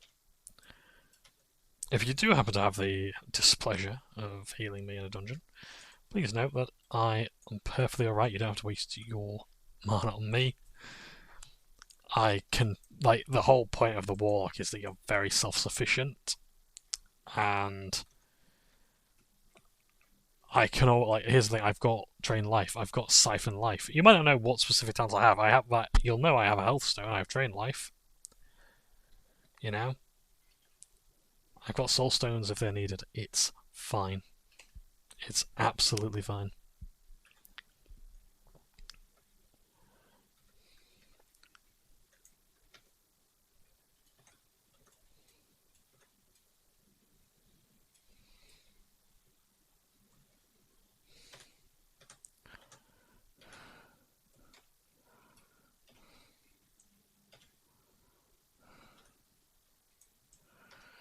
Quickly put Immolate on you.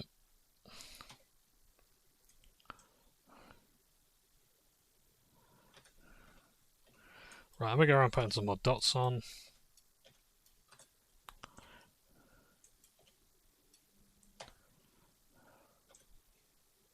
Sorry, I tagged the wrong wizard. That's alright, I think we're doing okay.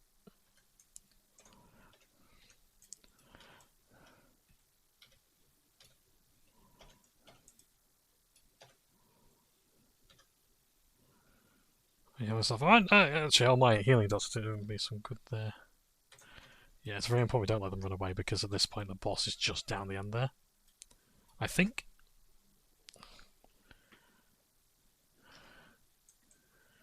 Yeah, because that's what they do. They run away in fear and then they end up pulling the boss towards us.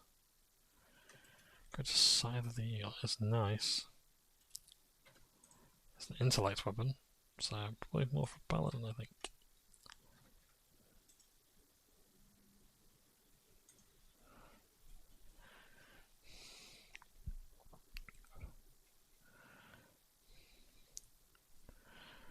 So yeah, if there's any good intellect gear coming up, I'll.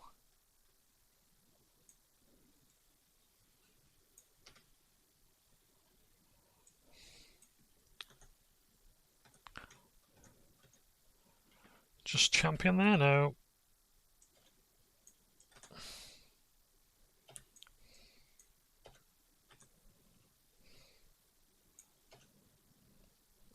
Yeah, interestingly enough, the Scarlet Monk is one of the first actual monks in game. So when people saw the Pandaren and the monk class coming in, they missed the Pandaren expansion. They were like, oh yeah, well actually, yeah, the monks don't exist. They do make sense to the game's world.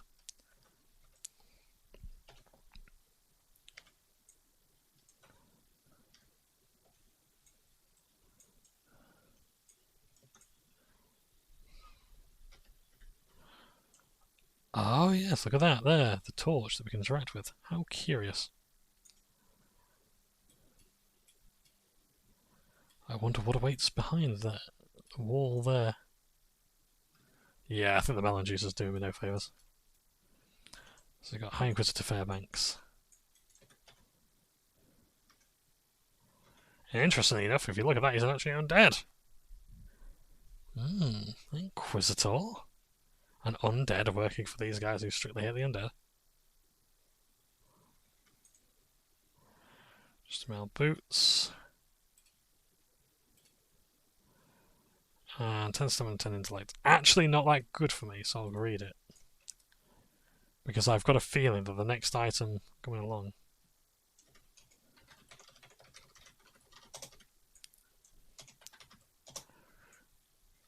hopefully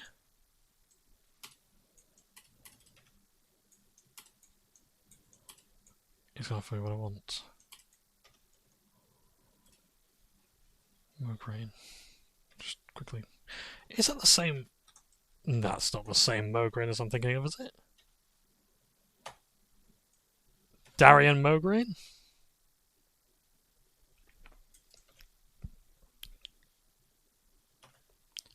Surely not. They might have been related, actually, I'm not sure.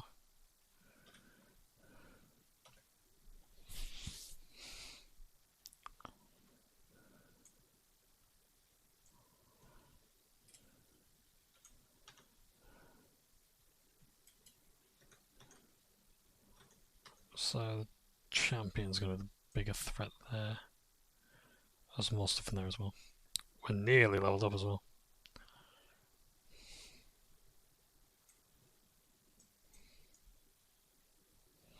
Tea or coffee, one or the other. What's people's preferences? I do like a good cup of tea, but I think I've got expensive taste though. Mark of the Wild, please. Oh yes, don't forget.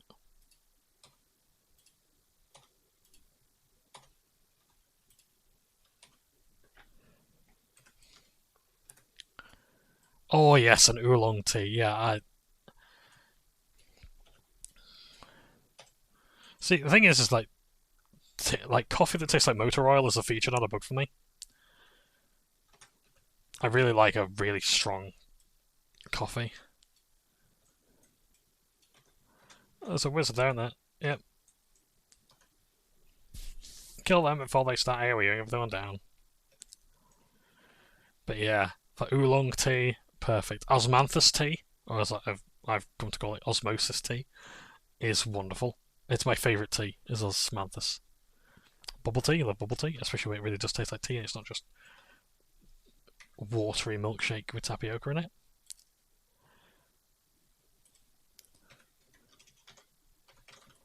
Thank you very much. Night Sky Cowl. Oh, it's some good stuff here, but I don't need it.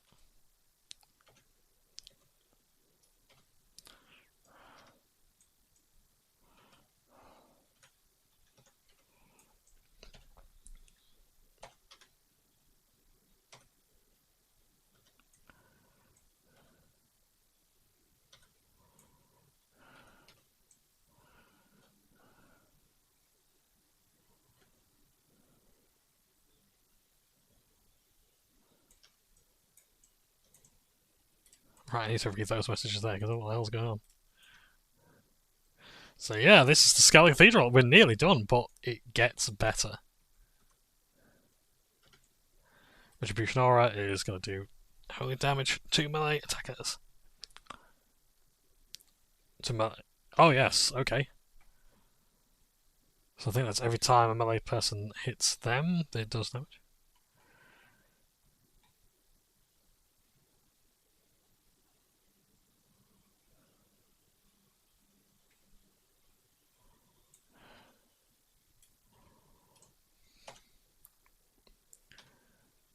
I'm going to save my cooldown.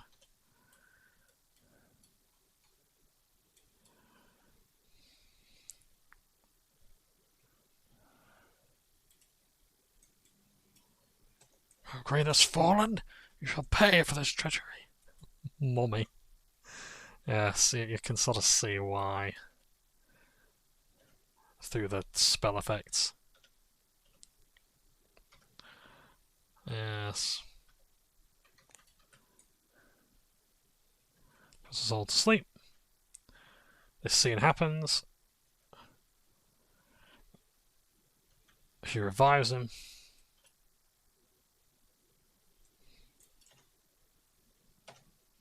Milady. Tips his skull cap. Or whatever he's wearing, like probably a helmet or something, I imagine. It tips his bandana even, there we go.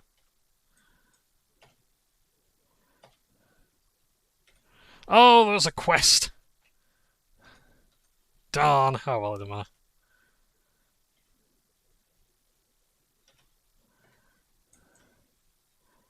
And of righteousness, look at that mace, ain't that awesome? And the shield, look at that beautiful shield. Aegis of the Scarlet Commander.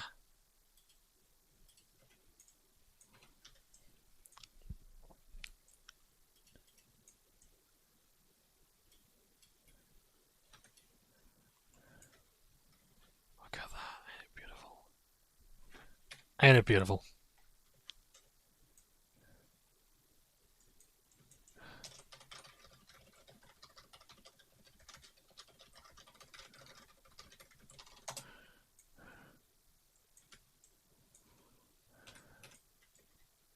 And there you have it, that's Scarlet Cathedral.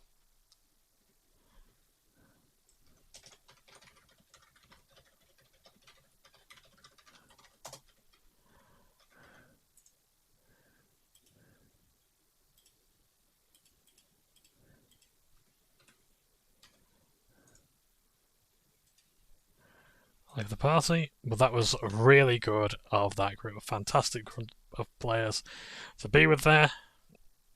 And now it's time to go. I'll have to pick up that quest for, in the name of the lights, because it would be really, really helpful. And now, oh yes, of course, look at this. Now we've got Shadow Mastery done. So now that means our next lot of spells we're looking at, our next lot of talents are going to be down here. That's level 39, which means we might have. We do not have any more dungeons just yet, that's fine. We'll probably need to see our Warlock trainer soon and get some more stuff. Contagion! So this is what we're going to be going into next for our talents. Let me just quickly buff everyone here because I know everyone needs this.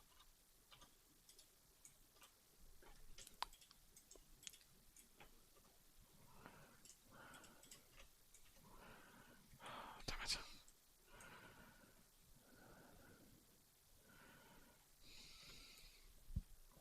So, I need to go to Ratchet now to get these robes. Hopefully they're an upgrade. And a considerable one that will last me a while.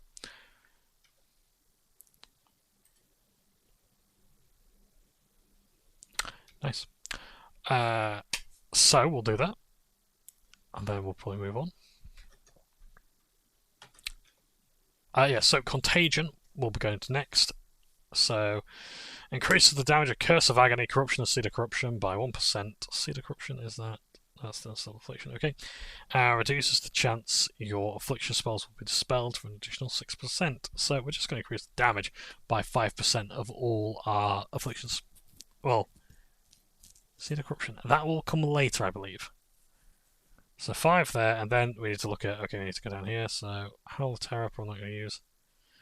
So Malediction. Increases the damage of your Curse of the Element spell by additional 1%. Oh no, this ain't good. I'm gonna have to spend points just to spend them. Thank you for casting that on me. That's greatly appreciated. Nice. Okay, I got my armor. That's good. That's good.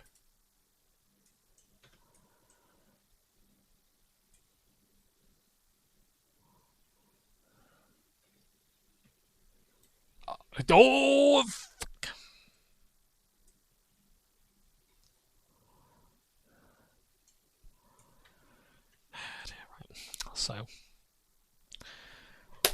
Right, so we're gonna go to Retro now. I have made considerable pennies, so that's good. Mantle of Honor.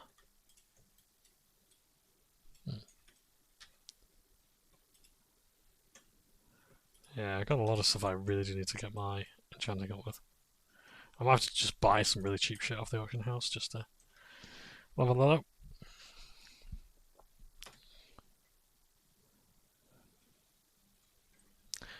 So, yeah.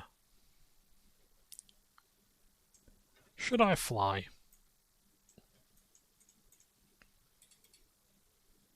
Yeah, because I need to get off, don't I? It's cheap enough. So, yeah. I don't really enjoy that. So, yeah.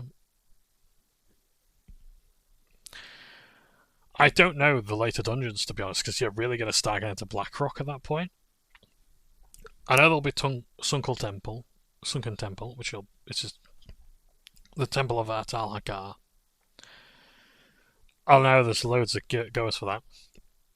There's Zul'Farrak. If that's a point, and my Desolus quests are now out of date. They are indeed. So, we have no reason to actually be here. Thank fucking Christ. Down the Scallop Path, I'm actually interested in. But Centaur Bounty we don't need.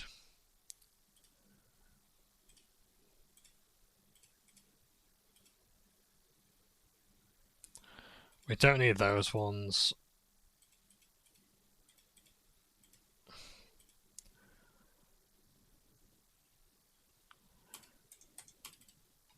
But these ones are alright.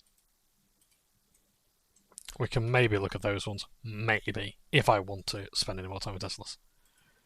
Tanaris is too high level for me right now. 1,000 Needles is going to be too low.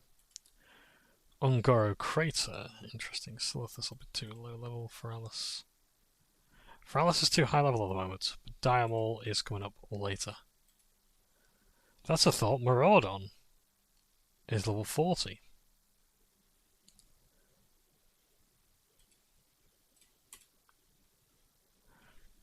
So next level, we'll be doing Maraudon, I think. And Maraudon's a big dungeon. And a fun dungeon as well. Lots of interesting mechanics there.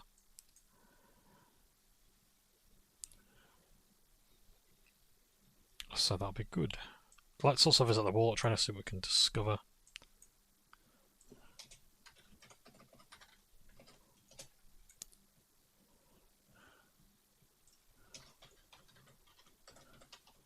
Ta-ra!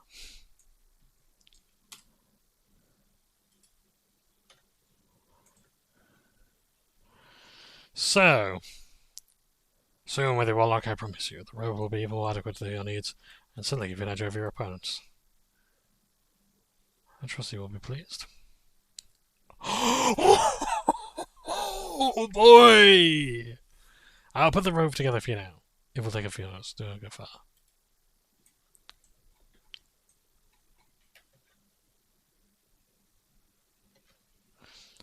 There we go. It is done, Withywarlock. Here you are, wear it with pride. You've worked hard, and I see great things in your future. Remember to defy the corruption that comes with our path. It takes great will and fortitude.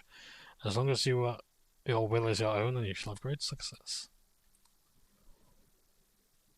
Oh boy, the Enchanted Gold Blood Robe. 10 stamina, 17 intellect. So it's an improvement in the armor, intellect, and stamina. And that's what it looks like. And it looks amazing. I'll just take off my tabard real quick. There you have it. It looks gorgeous. Oh, this person's wearing one as well. Nice. So, do we have any quests in Stormwind?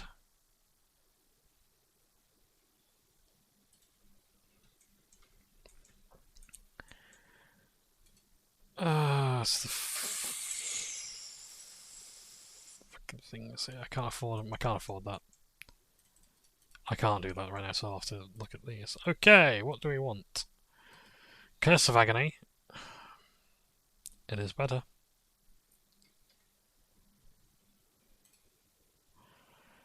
Drain Life.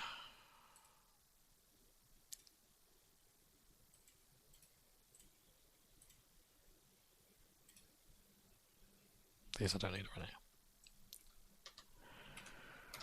Oh boy.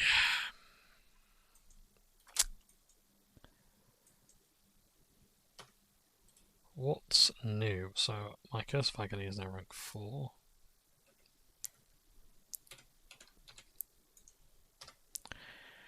Drain Soul is a higher rank now. Drain Life.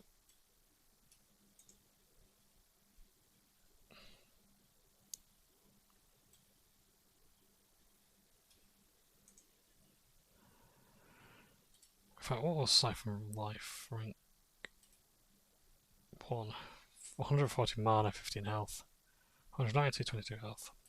Okay. I think everything's up to date, isn't it?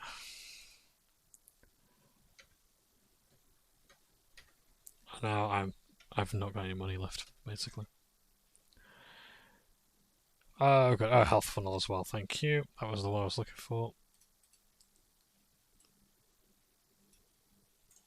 Guess if I'm going to drain life, drain soul, siphon life. Health funnel. They're all up to date now.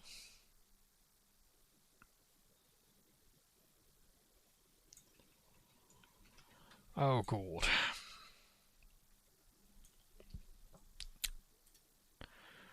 I can continue with Desolus and do the Down Scarlet Path quest. I might just do that, just to say I've done it. But it might be best to stay here and figure out what our next moves are going to be, because I really don't want to stay in Dustwallow Marsh. But we are getting closer to doing Alterac.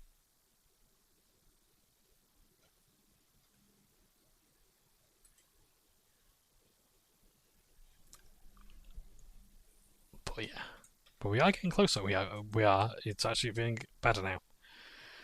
We're more than halfway to where we need to be.